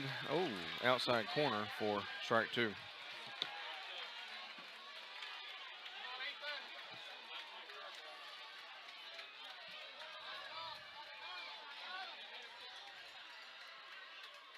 So here comes the 1-2 pitch.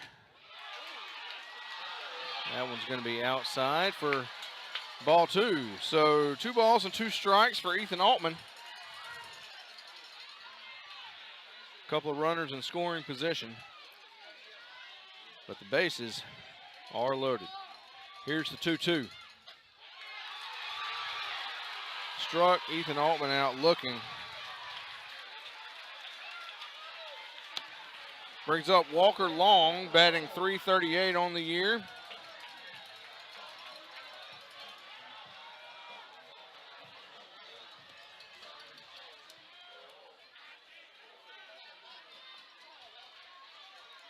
One away, bases loaded for Walker Long.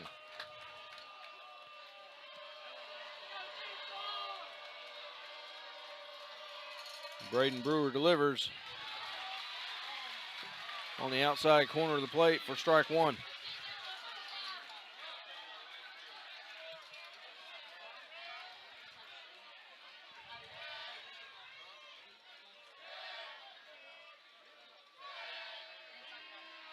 Here's the 0-1. Right down the middle for strike 2. Andy Davis says he thought it was a little bit high.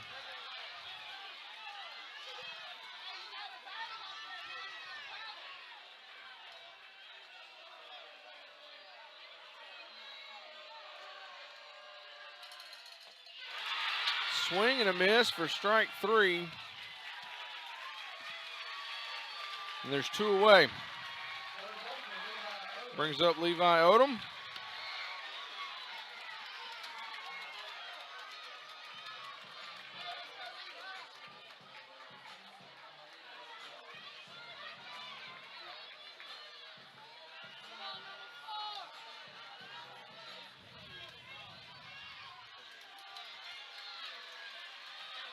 Two away for Odom, bases loaded.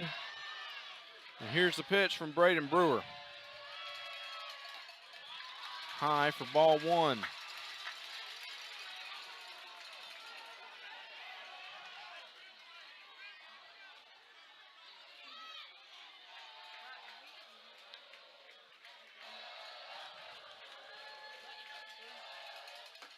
Swing and a miss for strike 1 for Levi Odom. Count goes 1-1.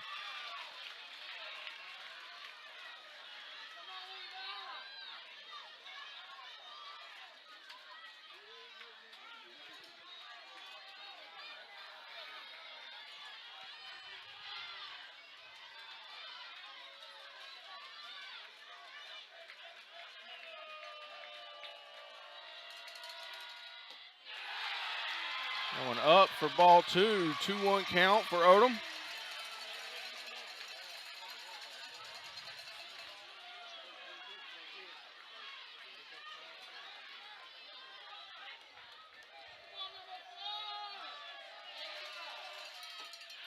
That one up for ball 3. Count goes 3-1 for Levi Odom with the bases loaded in the bottom of the 5th inning. 3-2 Wildcats and 2 away.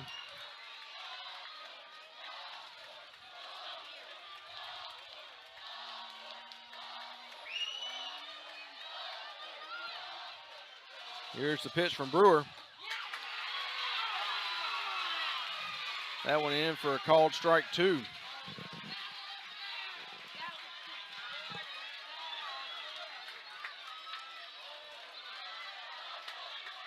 3-2 count for Levi Odom.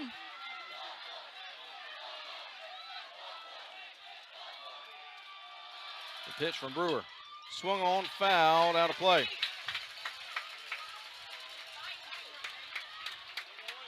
Playing the tune from the brothers Gibbs, staying alive here in the bottom of the 5th. Bobcats need 1 at least.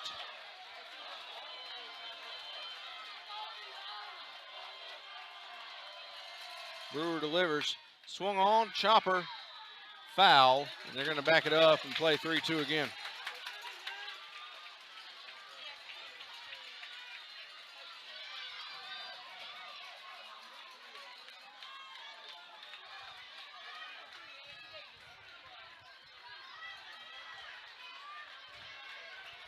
So Dito at third, Holloman at second.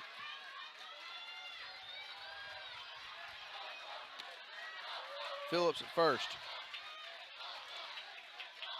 Here's the 3-2.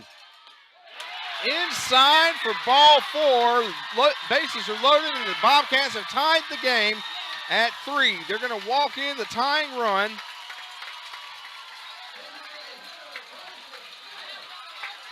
Bryson Smith comes on.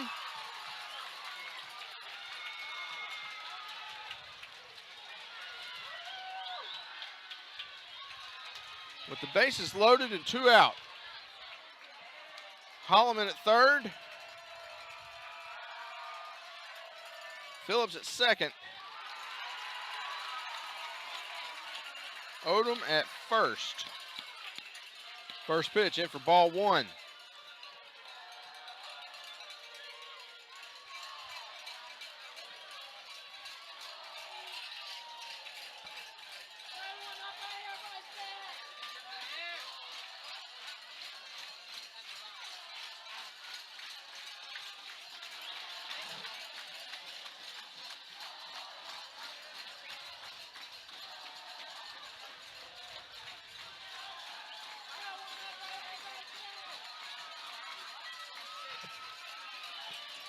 You can hear the crowd. The atmosphere is absolutely electric here at Larry Knight Field. Bottom 5, 1-0 count, 2 away, and bases loaded for Bryson Smith. Here's the 1-0. Inside for ball 2.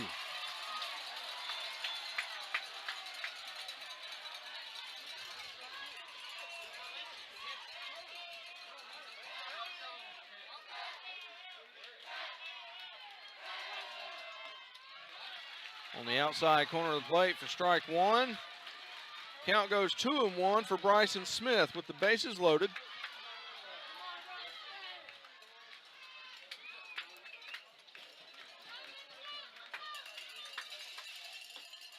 The 2-1. In for strike 2.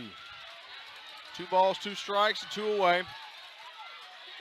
Score tied at 3 here in the bottom of the 5th. Bases loaded for Bryson Smith.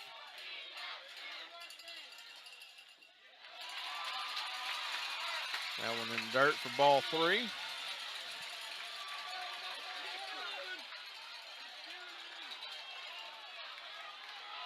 So here comes the 3-2 pitch to Bryson Smith.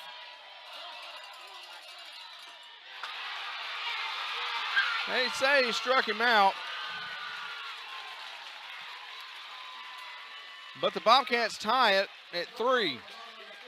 We'll go to the top of the 6th inning.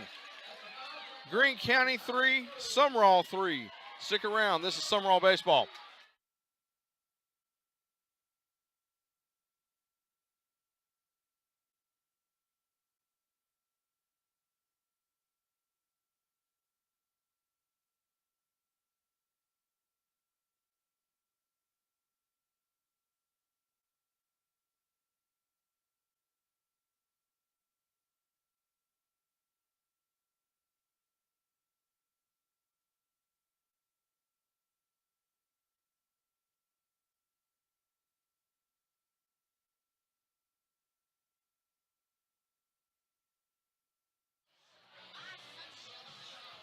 We're back at Larry Knight Field, top of the 6th inning. Score tied at 3. Keaton Malden returns to the mound for the Bobcats. Another score, not in this area, but up in North Mississippi, or Upper Mississippi, as some would say, because Mississippi is not in the north. Corinth is playing Pontotoc, and Corinth has a 3-1 lead going into the top of the 7th inning. That means Corinth, should they hold Pontotoc in the 7th, Corinth will be playing for North State on Friday.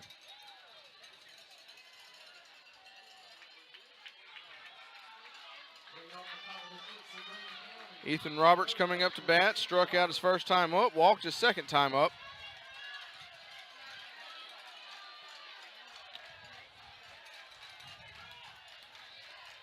Here's a pitch from Malden outside for ball 1.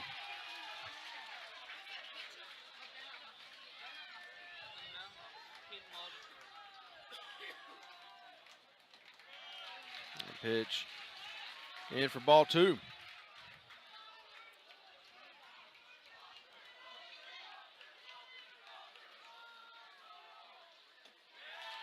Going up for ball 3. 3-0 count for Malden.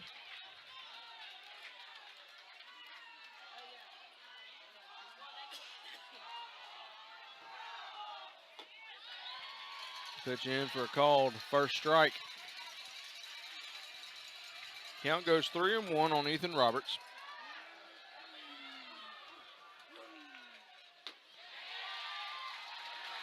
And he walked him. Nope. He walked him.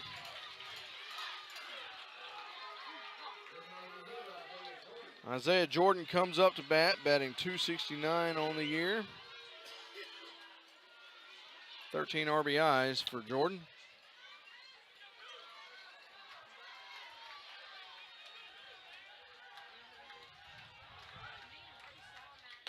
Swing and a miss for strike 1.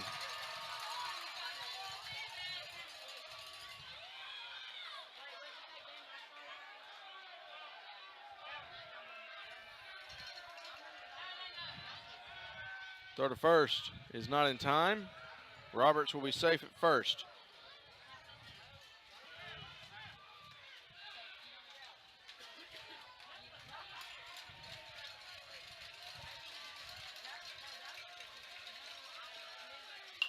Swung on and foul over the net and out of play. Count goes 0-2 for Isaiah Jordan.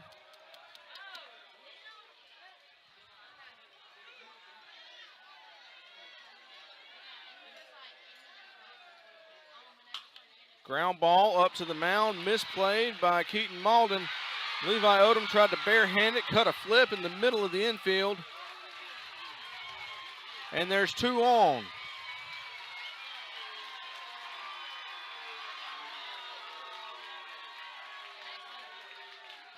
Andy Davis out to the mound. Pitching change for the Bobcats coming.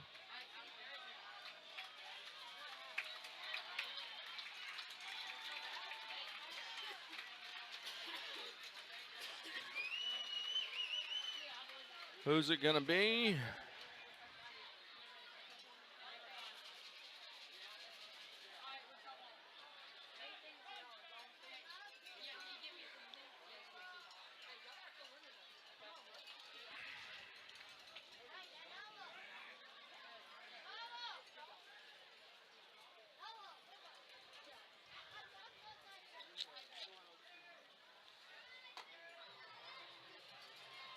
Is that Landon Hawkins?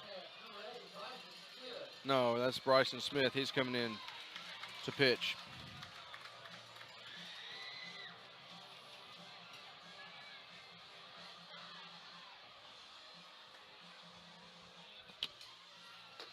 Bryson Smith is going to come in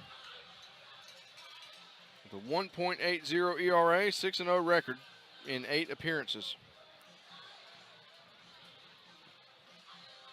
We'll let him warm up for just a second. Back in just a moment. This is Sumrall Baseball.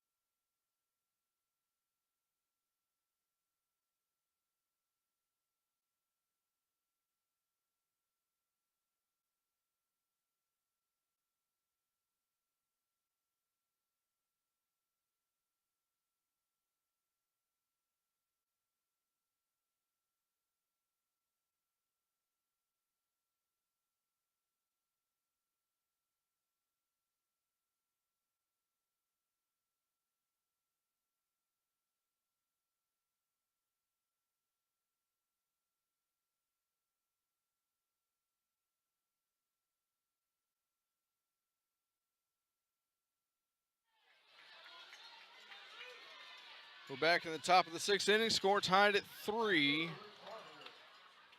Luke Barfield comes up to bat.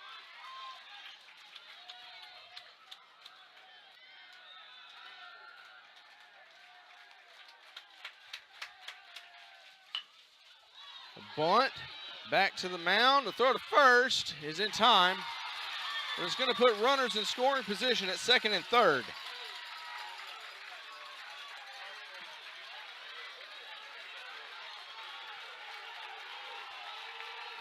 That's going to put Roberts at 3rd. It's going to put Jordan at 2nd.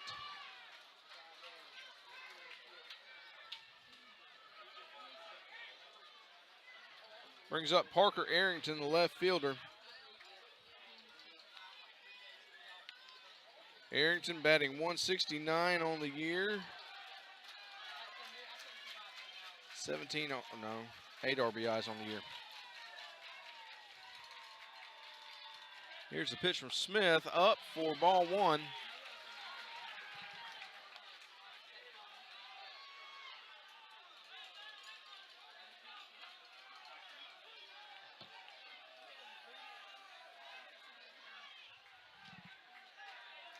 One away, 1-0 count for Arrington. Runners at 2nd and 3rd.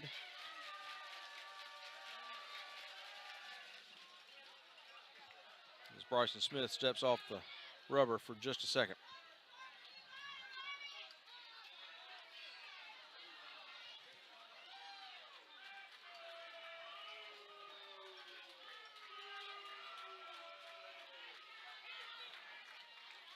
One away, top of the 6th inning. Score tied at 3.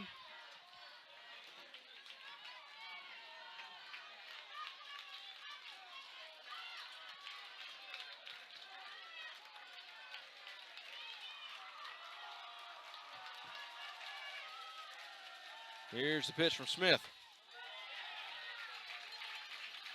Up and out for ball 2.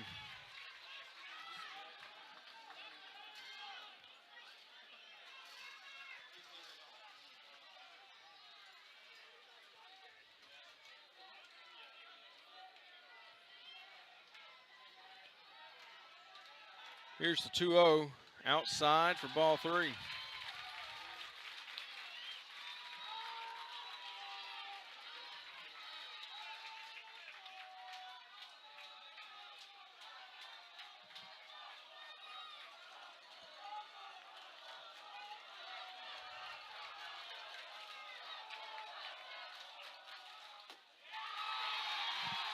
And the bases are loaded just like that.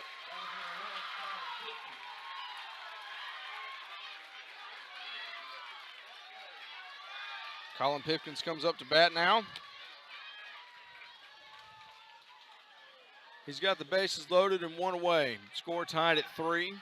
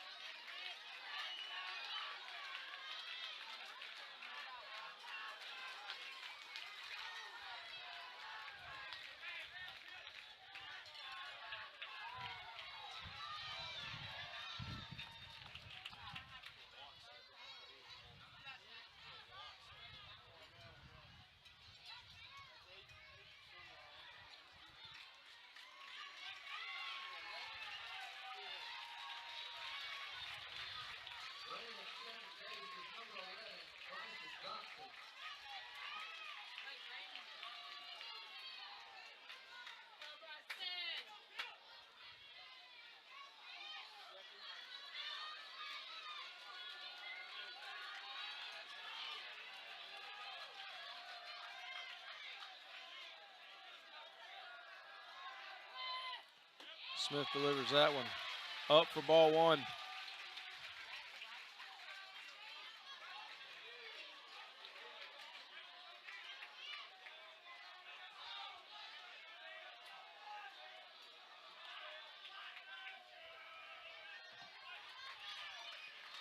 So a 1-0 count for Colin Pipkins.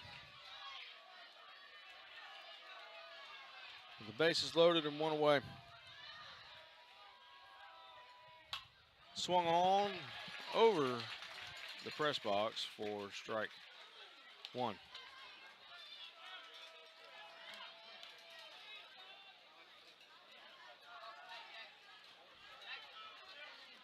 All right, boys and girls, buckle up. Here we go.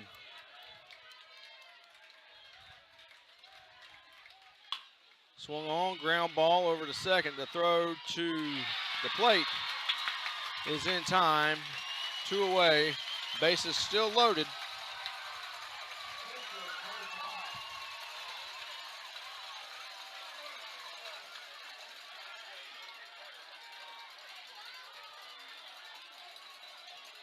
Jace Lott comes up to bat.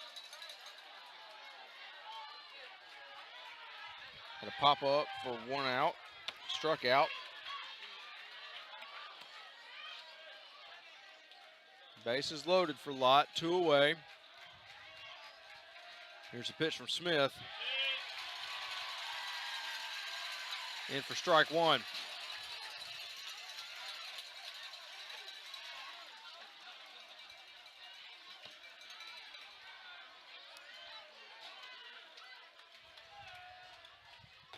Swing and a miss for strike two.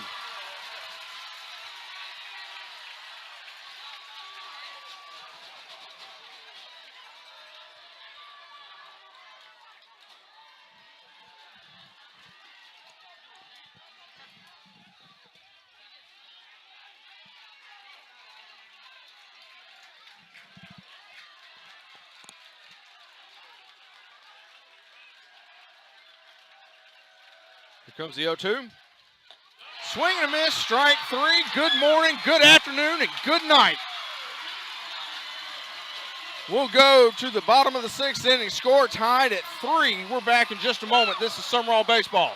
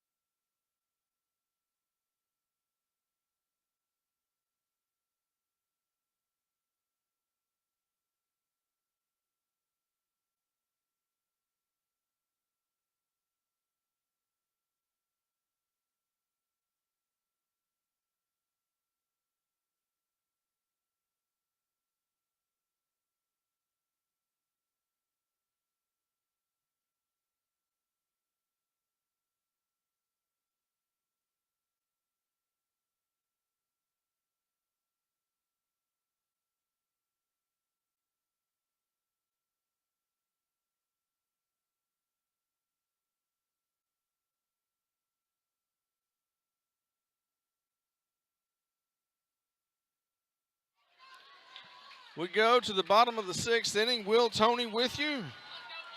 Jeremy Thompson, Colin Gomer. Special thanks to Kelly Santa for getting this one started for me. I really do appreciate it. Due up this frame, Ryan Cole Broom, Hayes Rayner, and Cade Dido.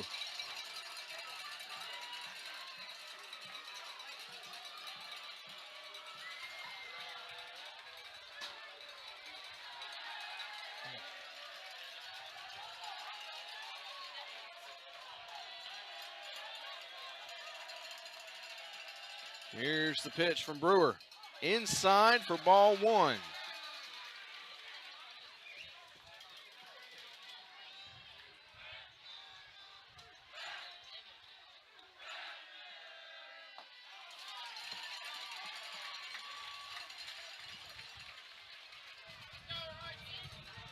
Two-0 count now to Ryan Cole Broom. Here's the pitch from Brewer. And for strike one.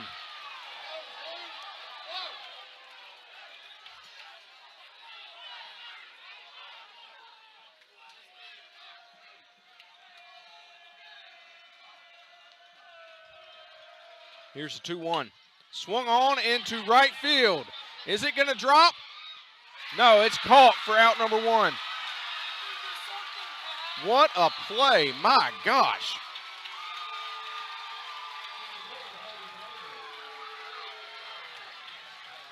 Luke Barfield laid out for that one.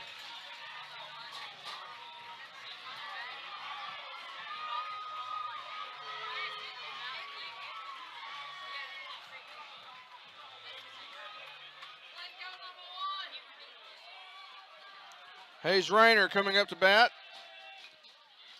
First pitch, bunted foul.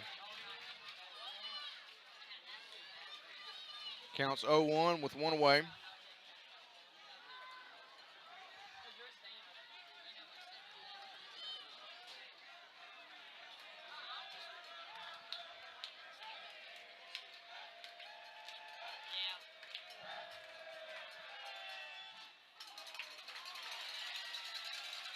One count now for Rayner.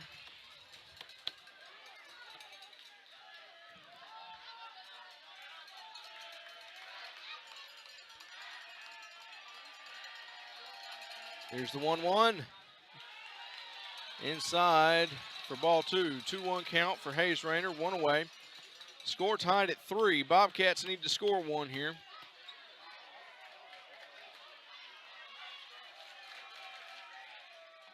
Swing and a miss for strike 2. Count goes 2-2.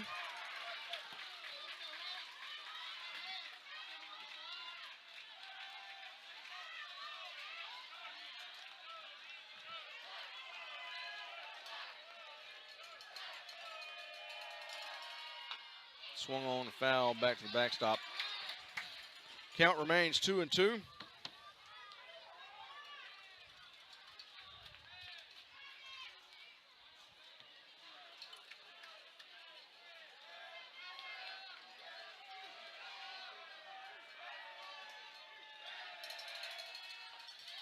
That one inside. No, it hit him. Hayes Rayner hit by a pitch.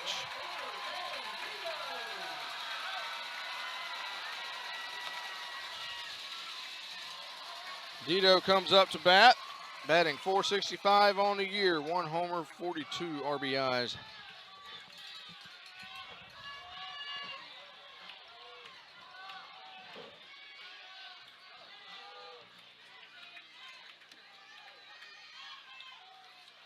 One away for Rayner and 1 on. Bottom of the 6th inning. Brewer delivers the pitch. On the outside edge of the plate for strike 1.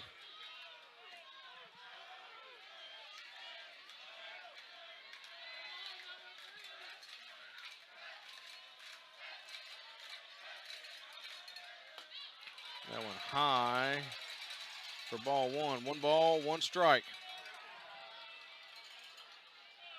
Dito with a man on.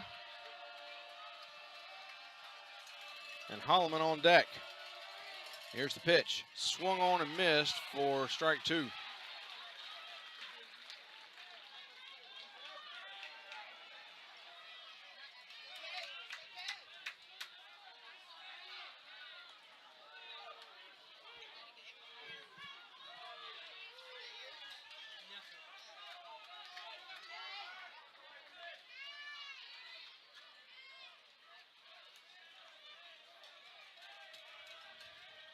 Brewer checking Rayner.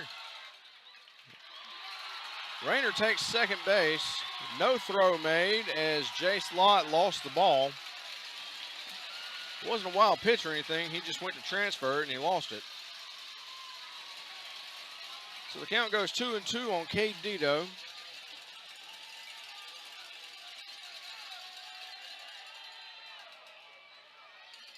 Here's a pitch from Brewer.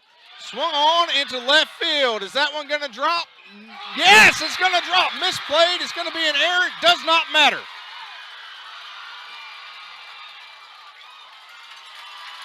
Hayes Rayner at second. Hayes Rayner at third. Cade Dito at second. Landon Holloman coming up to bat. 1 away. We're in the bottom of the 6th inning. Score tied at 3.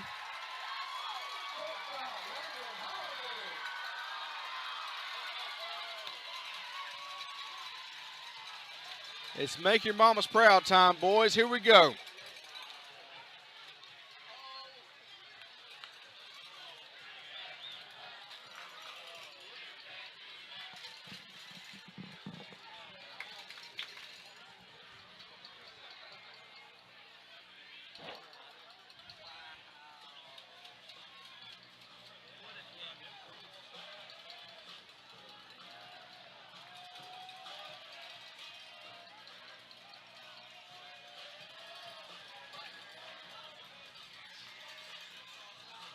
So here's the deal. You got Rayner at third, Dito at second. Holloman is up to bat. There's one out. Score tied at 3. We're in the bottom of the 6th inning.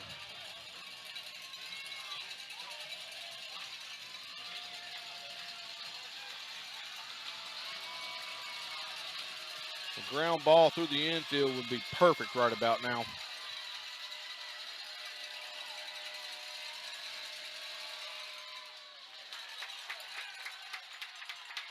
That one in the dirt for ball 1.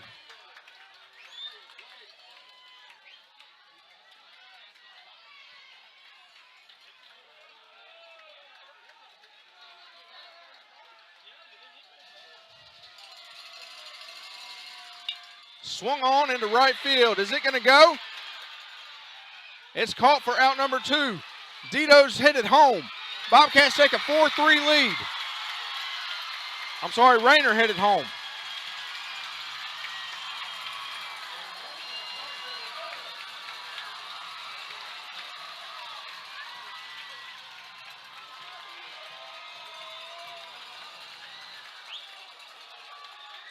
Cade Dito stands at third base.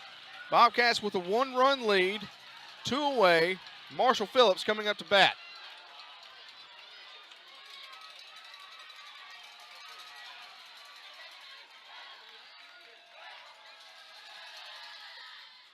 First pitch in for a called first strike.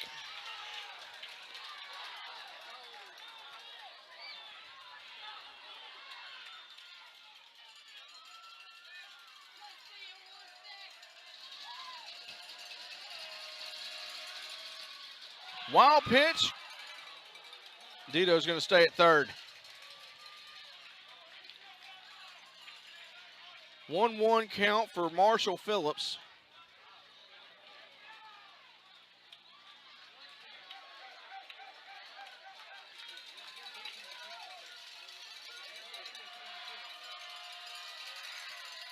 Swung on, fouled over the net. Out of play.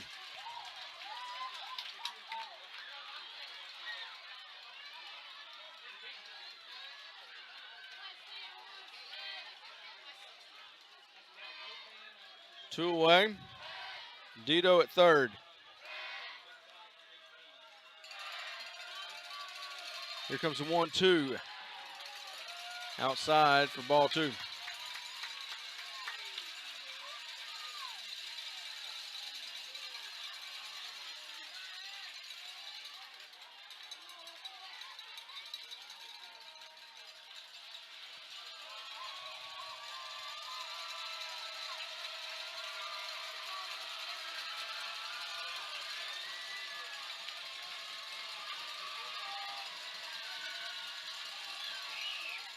Swung on into right field. It's going to drop. It's going to score Cade Dito.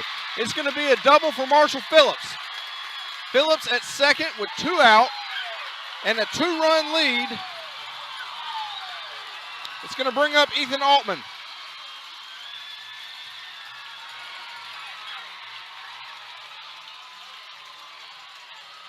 Time called. A pitching change coming for Greene County. Or at least it looks that way.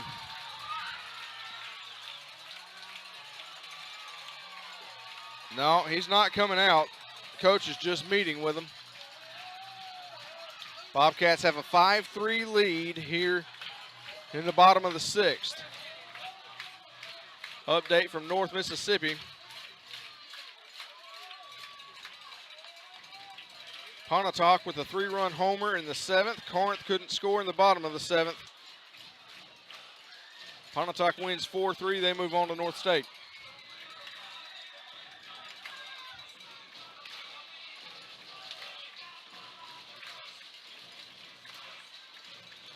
My thanks to Kelly Hendricks for keeping me up to date on that. She has her husband back now. Her husband Blake is an assistant coach for Corinth. 2 away, bottom of the 6th.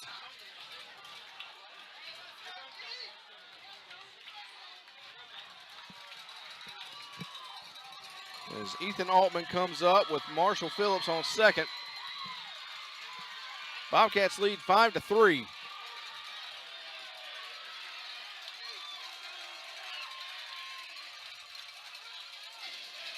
Here's the pitch from Brewer. Swung on, sky high. Is it playable? It's caught for out number 3, but the Bobcats score 2 in the bottom of the 6th. They lead 5-3 going in the top of the 7th. 3 outs away. If we can get those 3 outs and no score, we move on to South State against Northeast Jones. We're back in just a moment. This is Sumrall Baseball.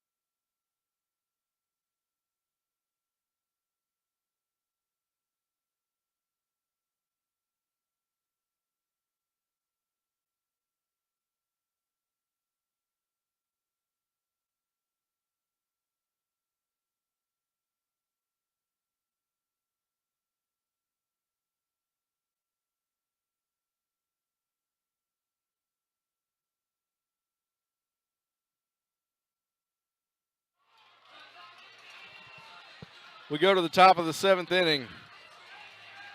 Bobcats with a 5-3 lead over the Wildcats. 2 runs scored in the bottom of the 6th.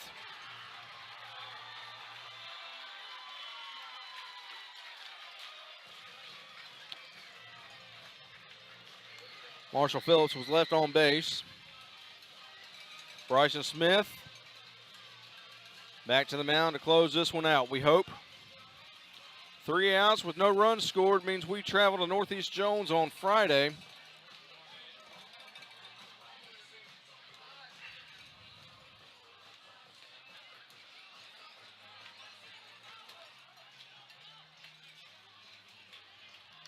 Will Tony, Jeremy Thompson, Colin Gomer. Special thanks to Kelly Sanner for helping out, allowing me to get from Hattiesburg to Sumrall. And for you to have some listening enjoyment. I do appreciate that. Thankful for his help throughout the season.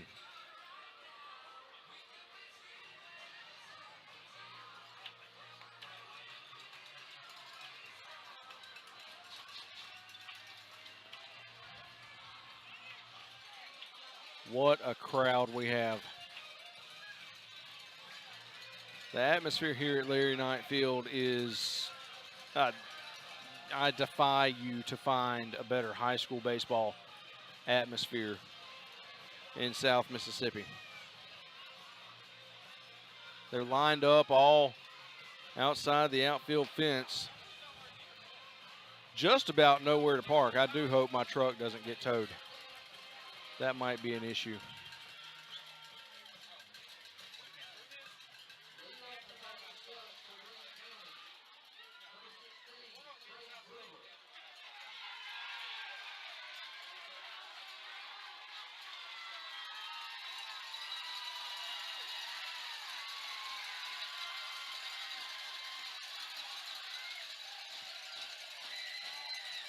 Here's the pitch from Bryson Smith. Up and out for ball 1.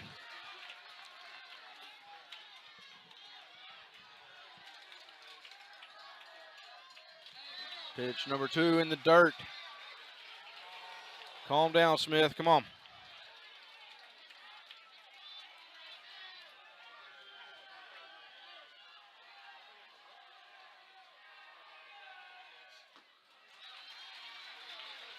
3 balls, no strikes now. The batter, Braden Brewer. Ball 4. 1 man on.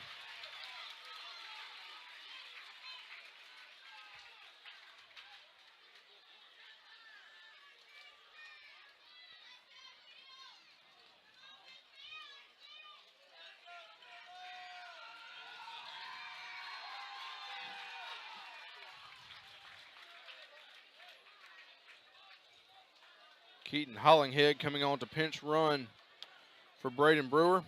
Andy Davis out to the mound.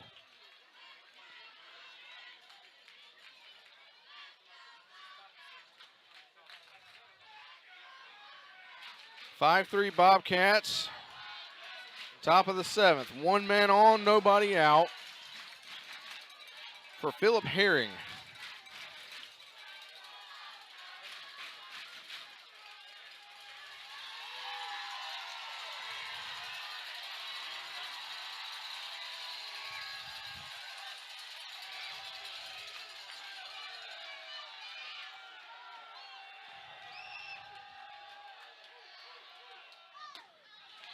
Pitch number 1 outside for ball 1.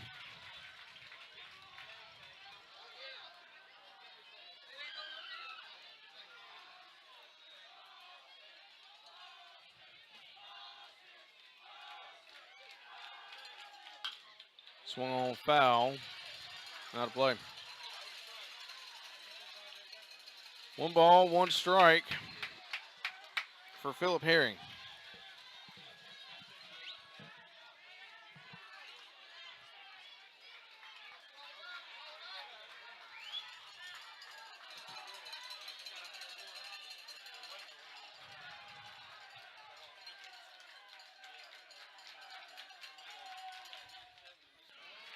Way outside for ball 2.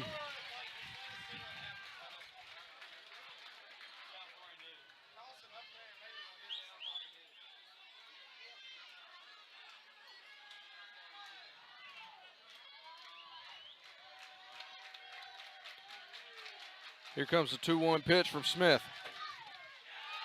Up for ball 3.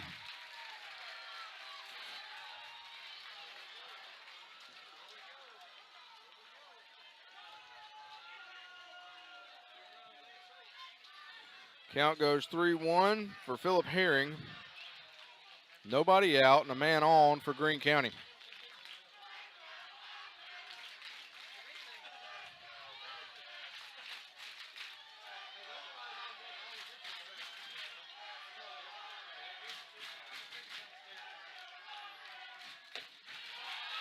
High for ball 4. Andy Davis out to the mound.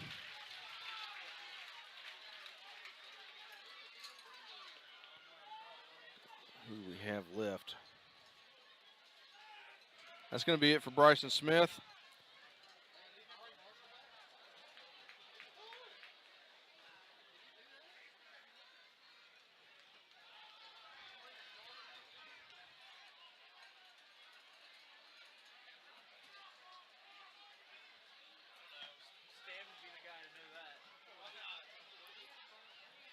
Well, considering Marshall never actually left the game, he came off the mound. He went to play a different position. He never left the game.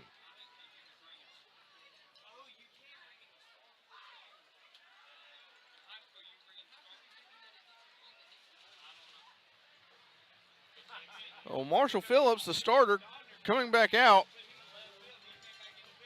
He never left the game, so he's going to come in, try to get another 3 outs with 2 men on. Andy Davis out there at the mound, seeing if he's still got some stuff left in him.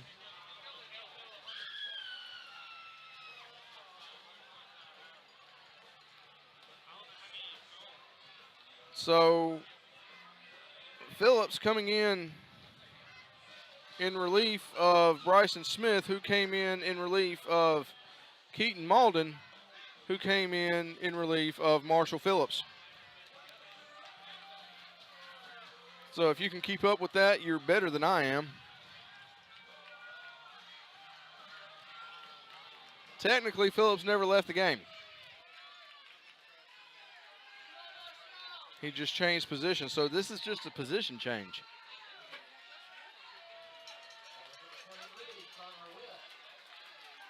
Connor West comes into bat.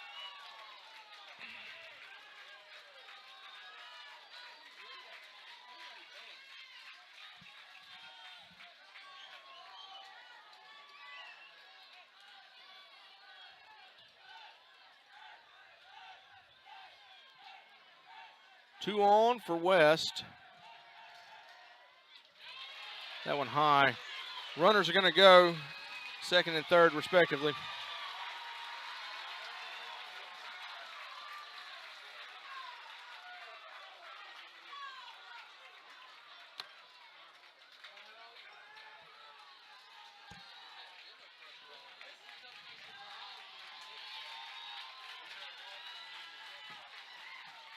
Courtesy runner at second, McDonald.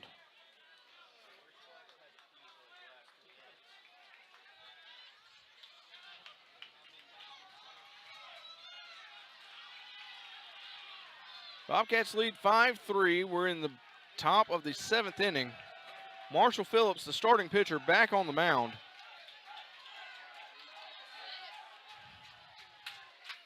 Behind in the count to Connor West. Here's the pitch. Count goes 2-0.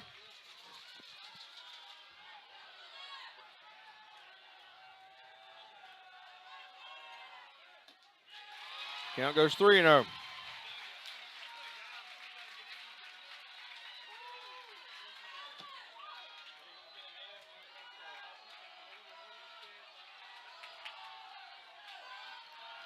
The 3-0 pitch coming.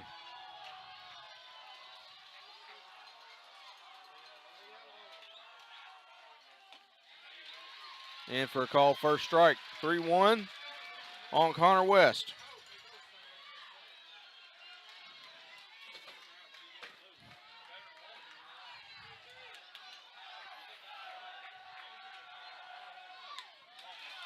He walked and the bases are loaded.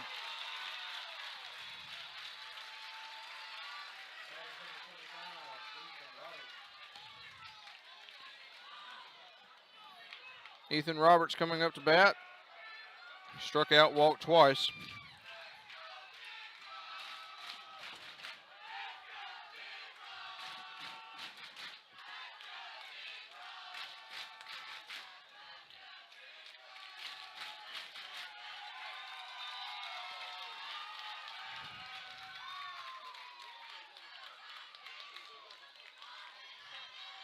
Nobody out, bases loaded for Ethan Roberts.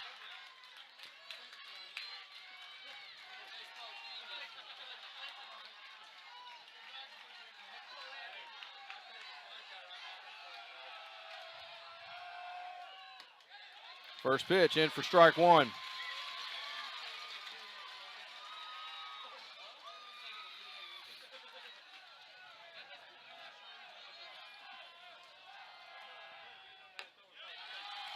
Second pitch in for ball one, a little bit high.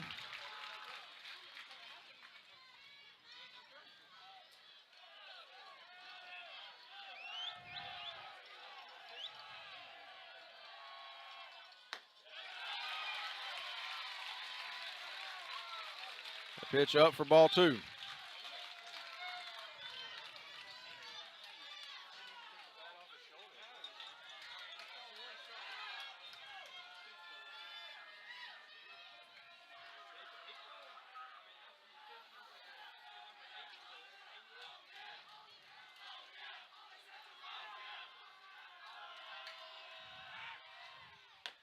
Swing and a miss for strike two.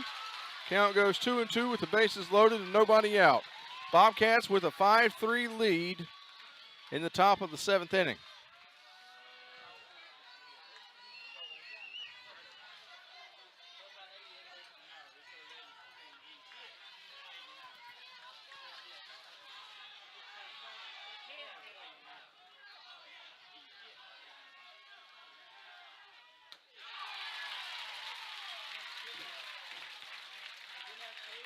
Going in for ball 3.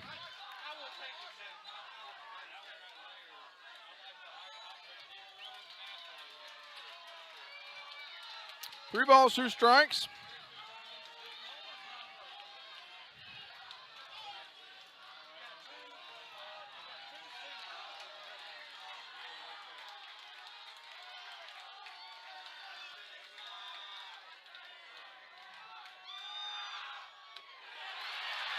Struck him out inside corner of the plate. There's 1 away in the top of the 7th. Isaiah Jordan up to bat now. He's walked twice, reach on an error.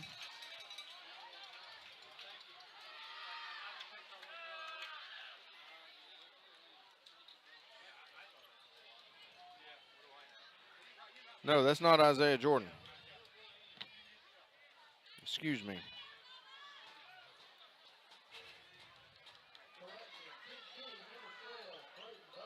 Braden Buffkin, the sophomore, has had 4 at-bats all year.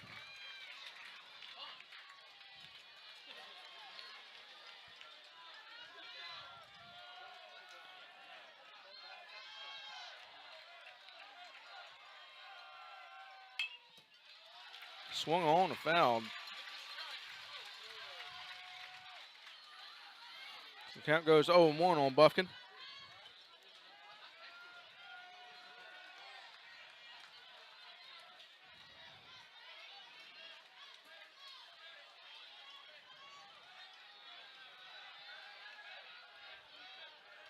One away, top of the 7th inning.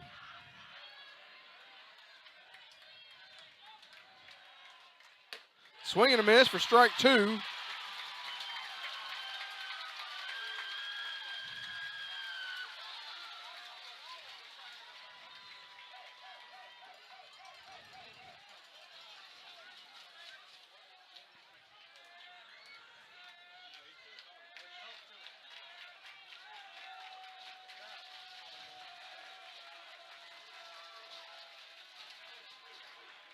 Phillips delivers.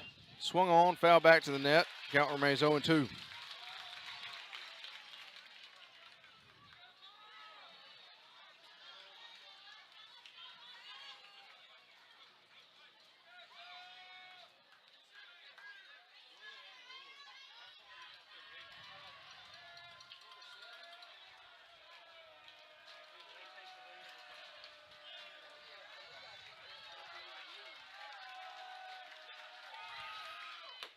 Outside for ball 1. 1 ball, 2 strikes now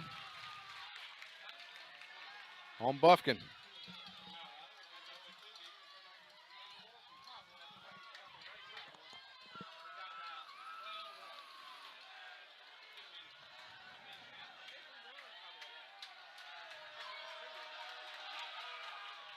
Swung on and fouled out of play. Hit the awning over the bleachers. Bounced back toward the home dugout.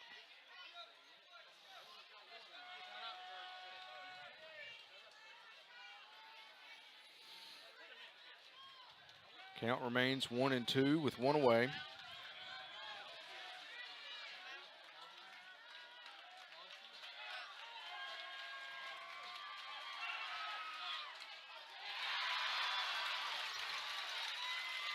That one fouled back.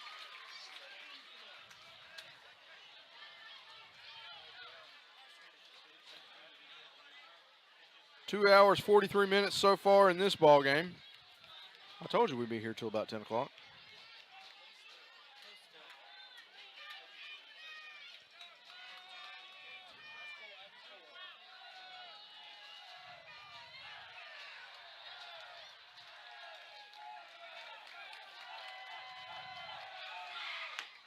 That one up for ball 2. 2 balls and 2 strikes. Bases loaded.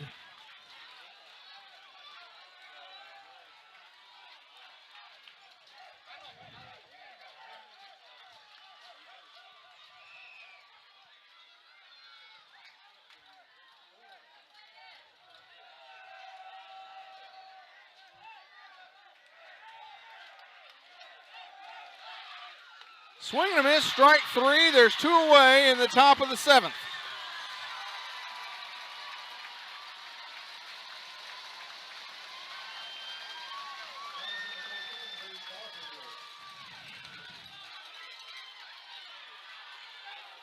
Luke Barfield comes on to bat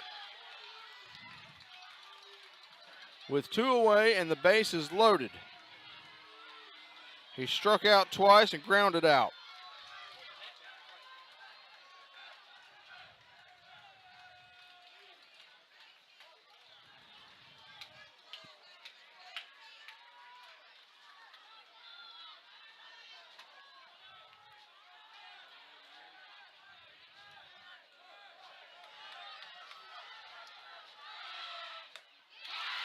Swing and a miss, strike 1.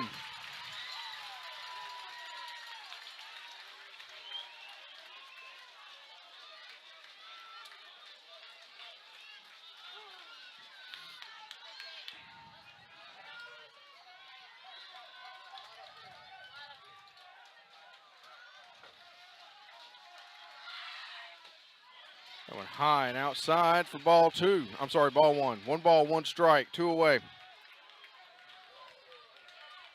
Bases are full.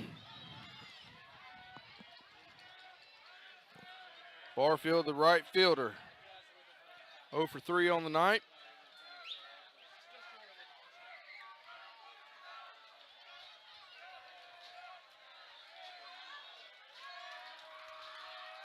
Here's the 1-1.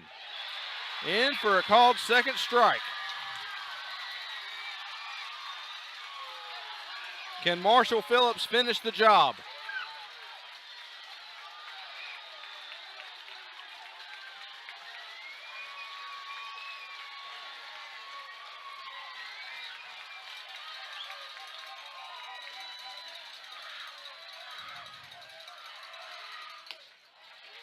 Up and out for ball 2. 2 balls, 2 strikes. The base is loaded. 2 away. Top of the 7th inning. Bobcats lead 5-3.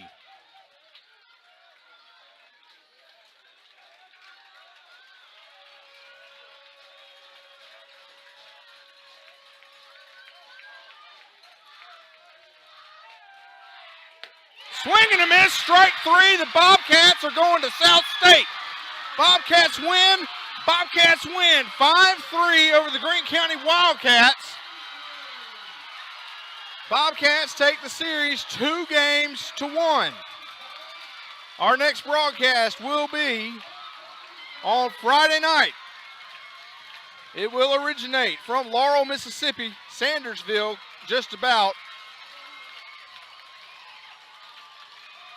and from Northeast Jones, in the jungle as they call it. It will be the Sumrall Bobcats and the Northeast Jones Tigers. For Jeremy Thompson, Colin Gomer, and Kelly Center, my name is Will Toney. Thank you for tuning in. Hope you are well. Hope you have enjoyed this broadcast. Hope you will join us again on Friday night. Bobcats win 5-3 and advance to the South State playoffs. Thank you to our sponsors for this live stream. We will talk to you again on Friday. This has